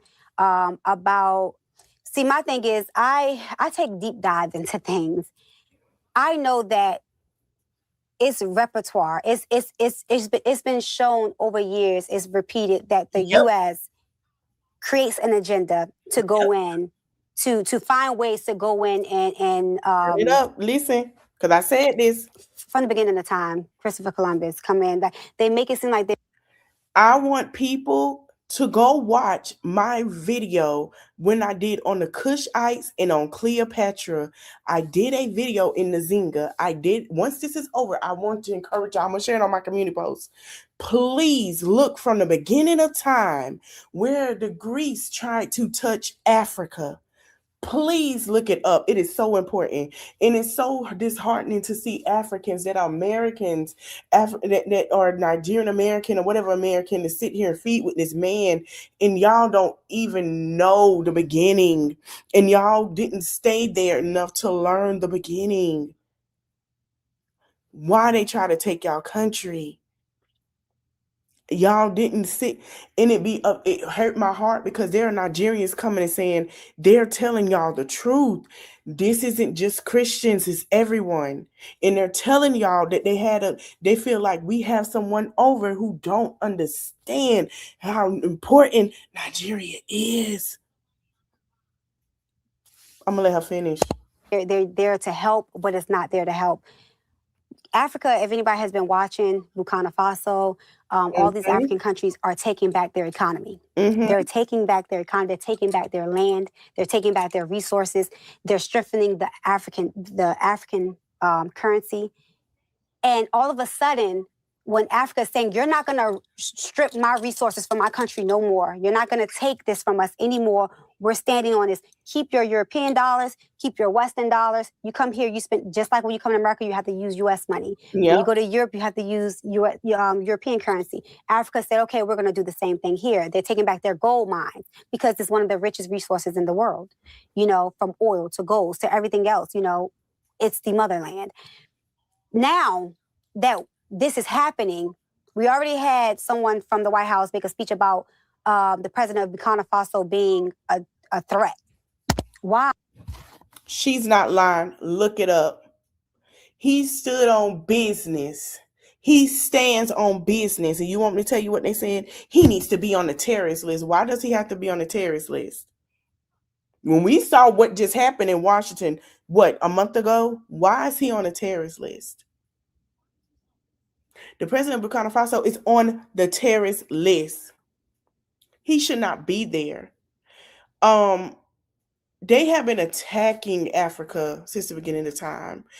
When I told y'all they cleared Cleopatra bloodline and made her a white woman, and people start digging into who she really was and start digging and start putting two together, now it's we think we found Cleopatra. When they found her sister, realized her sister was black. They realized they were lying to people that Cleopatra was, excuse me, she was biracial.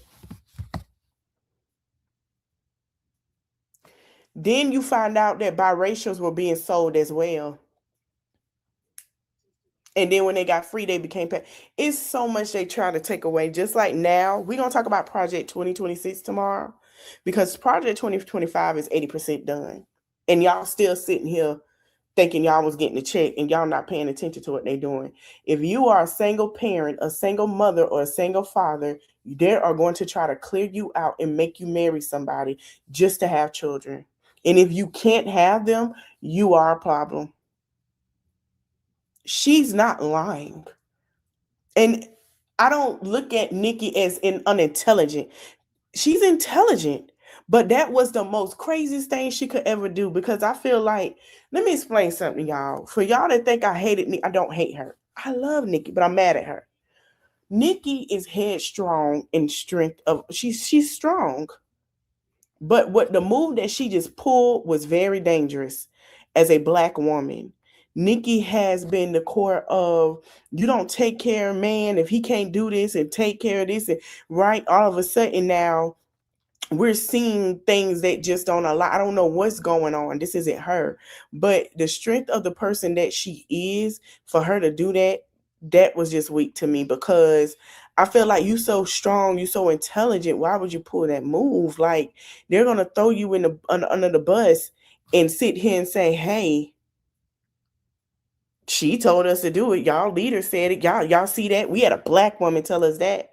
Every time a black woman stand up for them, a black woman fall. And nobody wants a downfall for her, but they fall. Chrisette Michelle, the sisters, nobody cared about them. Y'all look at the people that stuck up for them. Where are they now? Where are they now? Where are they now? Because that's who they used. Where are they now?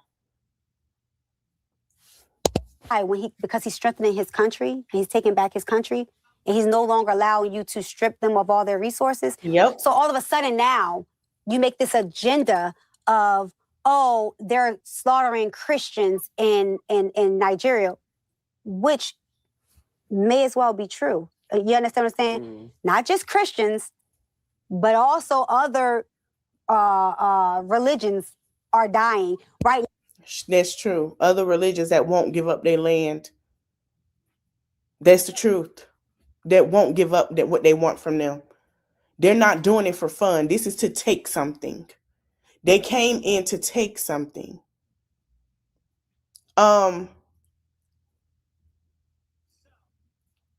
It's crazy because I did a whole live on Christian nationalism and how this country wants to drive it to Christianity. After this, I want to show y'all something. Well, no, y'all know the lady that be on TikTok that be drunk and all that, talk about Trump and stuff. Now she talking about she followed Jesus and she a drunk. Look at the narrative they pushing and how the Christians are looking like, what are you doing?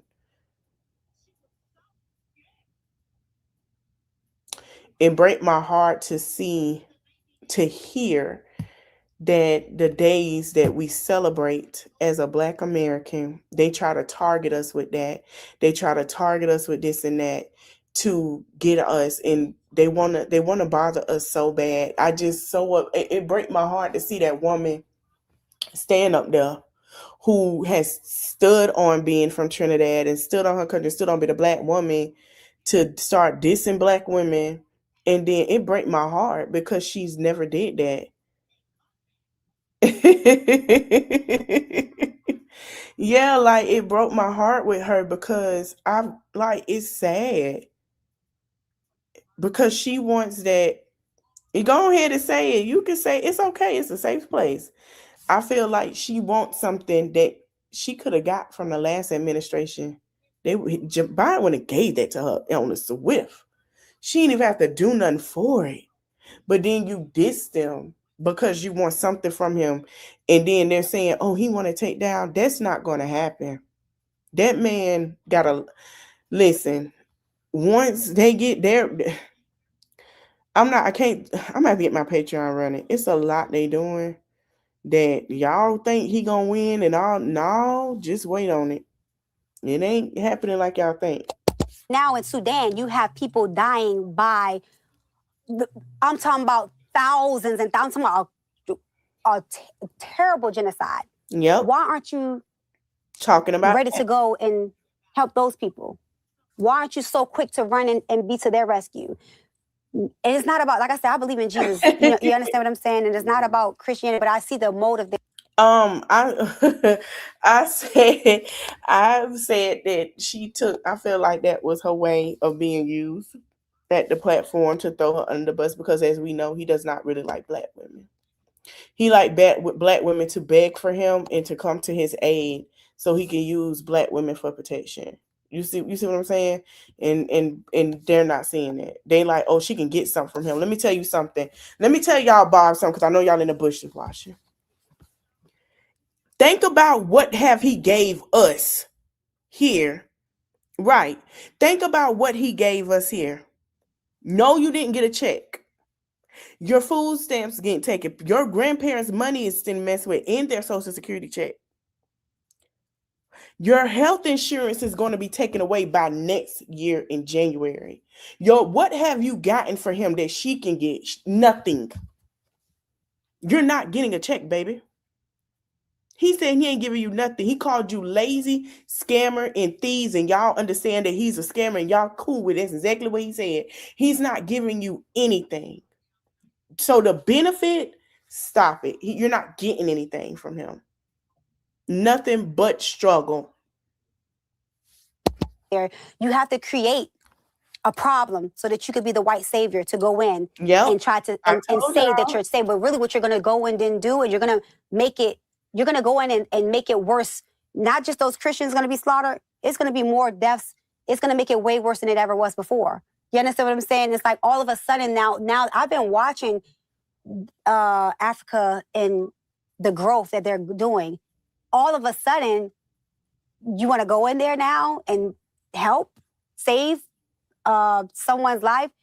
I'm all for saving all lives, but my thing with the Nikki situation is you don't realize, you think you're helping, and it might have been right in her eyes, but she probably thought she was doing the right thing. But sometimes you have to do more research to figure out, why are they asking me to speak? Why you felt they were taking advantage of her? Absolutely. Okay. And they used her to push an agenda that for their personal gain. Mm-hmm. When you're really not going to be helping those people, you're going to bring them more destruction in the future. You understand what I'm saying? So it's like, I know that people are going to be like, oh, mind your business. I don't try to get in politics, but I'm not dumb. I'm far from dumb. And anybody who know my friends, like any friends of people that know me for a long time, I'm very much I'm that girl who goes into deep dives. Like I don't just see something and just like, oh, I'll start researching and be like, oh, okay, I see this, I see that. Yeah. Like I'm not into politics, but I find my way into something because I want to know what's going on. I was thinking about, before I bought my house, moving back to Africa and buying. I was thinking about going to Ghana. I'm not lying to you. They accepting people. And y'all gotta understand, they already, once they got that country back, they said, listen, we accepting African Americans. And that's what they're upset about, because you gotta understand why they ain't attack Italy. Why ain't nobody doing that? You know what I'm saying? Like, you can go to these different countries and you straight. You know? I have to say this: if you are an '80s millennial, millennials, period. And I think it skipped that generation and now to like my son's generation, because it skipped some people. People research and they deep dive and they go into things. They look at history. They look at how this started, how it started, what happened. And I want to say I'm proud to the people that are doing their platforms and using it to deep dive and research and teach people, because other people are just sheeps and they're just following the masses because they feel like that's what they're told to do and that's right. The children now who are getting ready to graduate, they understand that. They'll tell you, I have seen kids have this conversation. I've seen 21 and under have these conversations, and they're not ready to vote yet. Some of them voted and they didn't vote for them. But most of the children under them, they are like, listen, you stupid. Like, they'll tell them, quit that stupid. I'll never forget, my son was 10, and this was when Biden and Trump had the debate. And my son watched it, my niece watched it. I didn't know they were paying attention, and I was paying attention to it. And my son said, he has no plan. So what makes he said, you're not gonna let him talk? Yeah, it's a debate, but how y'all gonna let him talk and not, like, my son? I tell you, some of the stuff he's saying and doing, it don't make sense. And to have people there for him to pass it is crazy, because you're not doing nothing better for just because you're what you want. You're gonna have an uproar of people pissed off at you that are gonna come after you and are gonna get in your tail. Simple. With pitchforks, like, let's be for real, they're pissed. So I think that people have to take the wool off, and everybody ain't woke. I'm gonna tell you this: if you still following him and still believing in him and all that, 2066, you're gonna, and mark my words, you're going to be jacked up. You really finna find out, y'all. It's gonna be so many people crying. It's gonna be so many people upset and regretting what they did. You're really gonna regret it.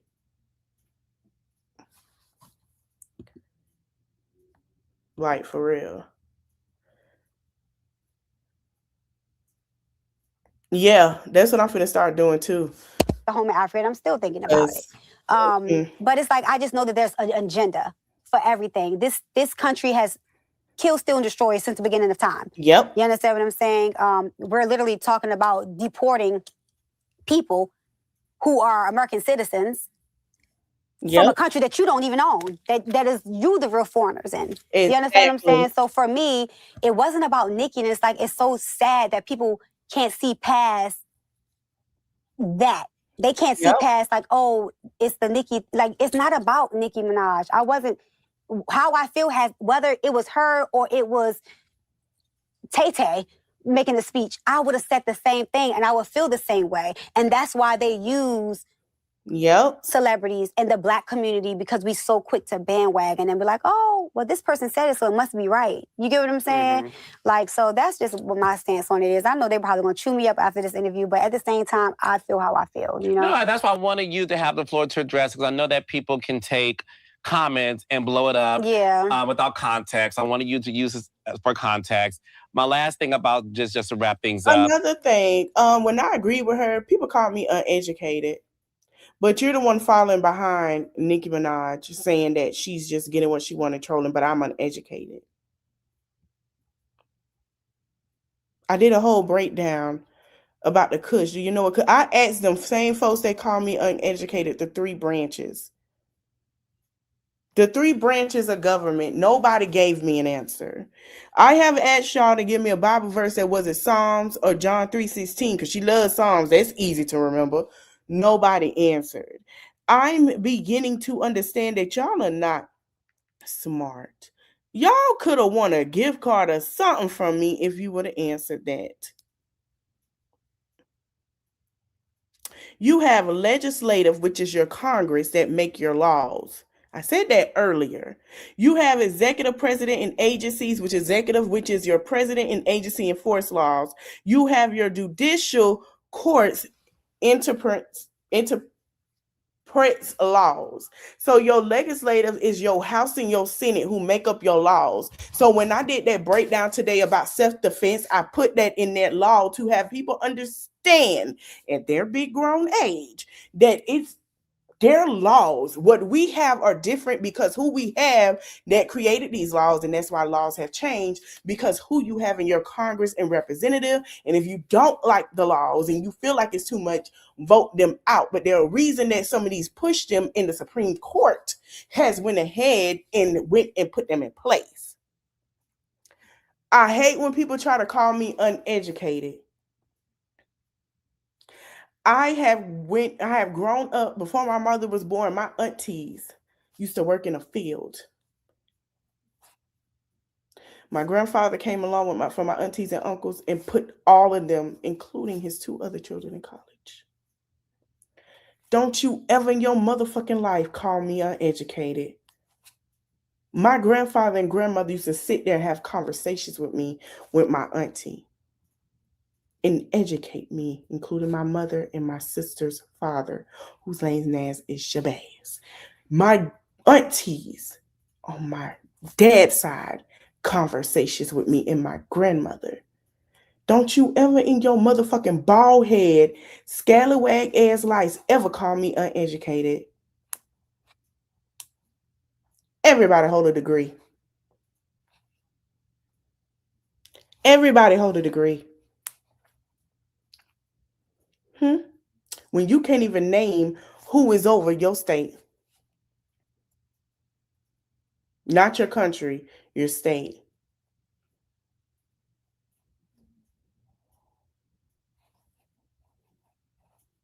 So because nobody agrees with her, we're uneducated. The uneducated thing to do, as I said before, because that is not her. I don't know what she's going through. I send my prayers to her, was to get there and be used as a leverage for those people that will run her over and throw her under the bus, metaphorically, and to have everybody blame her and tank her album sales. That was the craziest thing to do.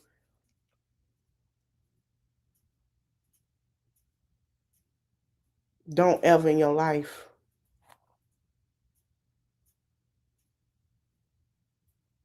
Because they feel like everybody's so uneducated. The most uneducated thing to do is sit here and follow behind her and don't do your research because you're a fan.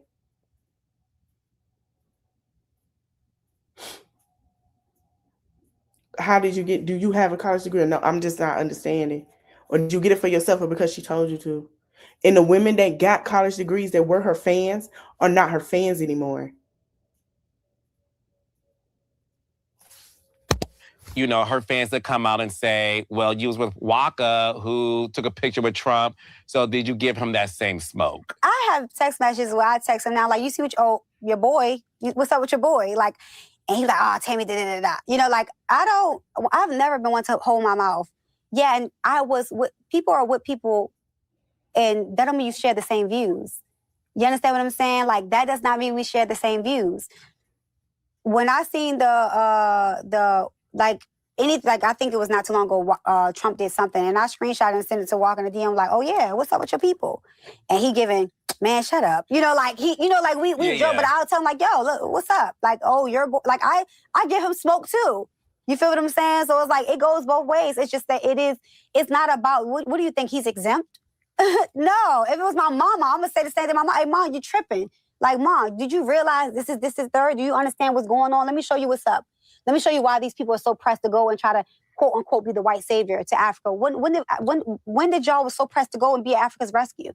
You feel what I'm saying? So it's like, oh, because there's a lot of, you see what's going on. You want to, when a nation, a big nation of Black people decide to take back their resources and decide to stand on their power, it becomes a threat. And that's what I don't think people understand. And you see this small vision. Oh, Nikki said this, and it's about Christians and this, that, and third. You take the, and like I said, I believe in Jesus, baby. In the name of Jesus, I get you. I'm with you. But you take this small picture, and it's the picture behind it is right, so girl. much broader and bigger. You get what I'm saying? So for me, that's how I feel. And if it was my mama, I would have told my mama. I would have said the same how thing. I felt. My daddy, don't. Listen, you stand on business. I have to say, this interview really surprised me in the best way possible. Because I don't go to any interviews with preconceived notions. Right, I always right. want to just open up the space just to that's why I write down questions. I just like to feel the energy. You are a phenomenal woman. Thank you so I am much. so proud of everything you have accrued for yourself. And I do feel like this. I think you're just getting started. Oh, thank you. I don't think the world has yet to see the impact that you have that's on the way.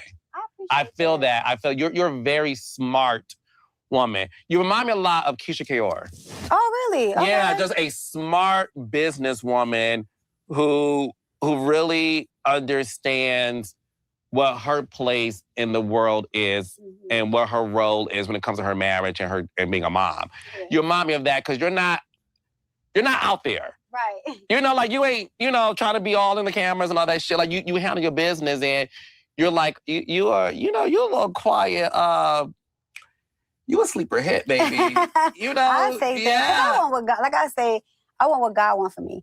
And every time you try to push your own agenda, everything that I've tried to do in my own name never worked out the way I wanted it to. But everything I do in God, in Jesus' name, it works out, So for me, it's like, as I got older, I had to realize, like, it's not my timing, it's not my will, like, it's God's will. And when you're young, I'm gonna do this, I got this. And it's like, and you're trying to figure out why things didn't work out or why things, I've learned as I've gotten older, like, baby, it's all in God's timing. Yes, and what's for you is for you. But I appreciate you letting me know that I'm just getting started because I need to hear that. You are. I feel it in my spirit. You are. Baby, you're just getting started. I receive it. At 39, baby, you got a lot on your way. So thank you for this, babe. Thank you so much. Good I appreciate you. Yeah, it's so good. This is phenomenal. Yes. That's what I've always liked about her. One thing about her, nobody can't tell her, she finna go look. Because we understand that we can get something and it's bigger than what it is. That was a great interview, and I agree with her on that last part. She told the truth.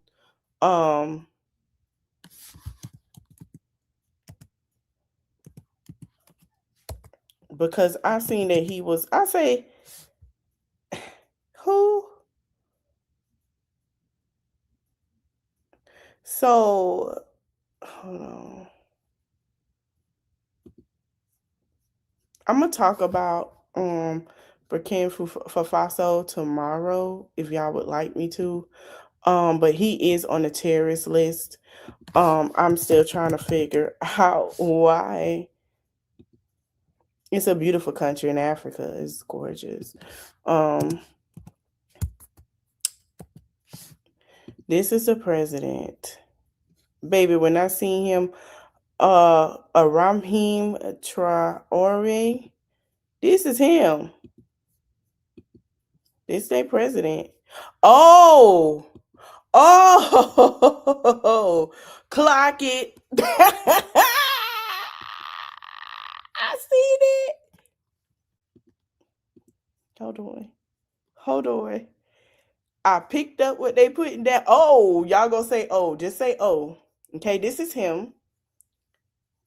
Okay. Now I want to say I'm gonna tell y'all something about the Russian president. I have never heard him speak ill on Black people. I've never heard him speak ill. But that is him. He has taken, let me see. He has taken a currency back. Let me go to the news. He's a hero to some and autocrat to others.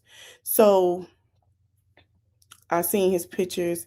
Very great man. When I heard what he did, I said yes, because the history. So in 3 years, Captain Rahim Torero seized power in Burkina Faso. He's also, hold on, let me share it to y'all. She didn't lie. She didn't freaking lie. She didn't freaking lie. Come on, stop being slow. She didn't lie. It's right here in black and white. Has become something of an internet sensation. On social media, he's often compared to an iconic leader of Africa's independent movement, but human rights organizations tell a very different story. So, how can this stark contrast be explained? A new chapter began for Burkina Faso on September 30th, 2022, when a group of military leaders, followed by Captain Ibrahim Traore, staged a coup. His predecessors, Paul Henry Sendagio Dembaba, had only months earlier oust the last democratically elected president, Roch Marc Christian Cabore, and declared himself head of state. Traore justified his own takeover by citing the worsening threat of terrorism. He promised to defeat the extremisms with 6 months and hold democratic elections within a year. Neither promise, okay? Y'all can go read it, type in his name. I read a little bit. Yes. Yes. Yes. Within 6 months. Within 6 months. I'm going to share my other 2 videos. I want y'all to look at my lives. I did a breakdown on religion. I did a breakdown on Christian nationalism and how people are converting to now want to be Christians. And again, the side I did a breakdown on the Cushites, Nefertiti, and the Zinga, and how all this has started and how they took away Cleopatra. Not Nefertiti, I'm sorry, Cleopatra. I haven't did one on Nefertiti yet, so that means I have to do one of her tomorrow. Either tomorrow or Saturday, a deep dive into her and why she didn't want to be found. I think most of the Egyptian women did not want to be found because, let's be clear, they don't want you to know certain. We'll talk about it. Thank you, but we're gonna talk about if y'all want me to talk about Burkina Faso, we can. But he did that with the matter of 6 months. So Tammy wasn't lying. Tammy told the truth. She told the truth. People better wake up before next year. Y'all don't got that long. Y'all better start researching and start putting 2 and 2 together and start realizing, okay, this is deeper than what we know. This is bigger than what they're telling us. Something is going on. Wake up. Tomorrow we'll be talking about Project 2026. Project 2025 is 80%. We're going to go into what they expect for 2026. It's so disheartening. And how it seems like his goal is to prove that he can be a king of the world, peaking the brain. So we're going to talk about it tomorrow. But I want to thank y'all for watching. I'm going to let my laptop, because it's starting to move slow, get some rest. I want to thank y'all for watching. Don't forget to like, comment, share, and subscribe. I'll see you guys tomorrow. If I'm not talking about anything else after that in a crime, in updates on any crime, I will talk about Nefertiti, her reign, her kingdom, her reign, and why she was such an important person in Africa. And then I'm going to talk about I think she was, oh my god, I got it in my head but I can't say it. It's with the French. She has a name. I'm gonna look it up. I know who I'm thinking of. I just can't say it from whatever. And talk about how she reigned her fight. I'm gonna look her up. I got the name in my head, but I'm gonna talk about her along with Nefertiti tomorrow. And then it was something that I saw about the slavery time. They took away the books because they don't want us to educate on who we are. Teach your kids, your grandkids, who we are and where we come from, because it wasn't never always like this. And this is why I say we could touch any mouth we want to. I want to thank y'all for watching. Don't forget to like, comment, share, subscribe. Yes, we could be billionaires. Don't forget that. And hit that like button and invest. Invest. I'll see you guys in the next one. Thank you. Bye.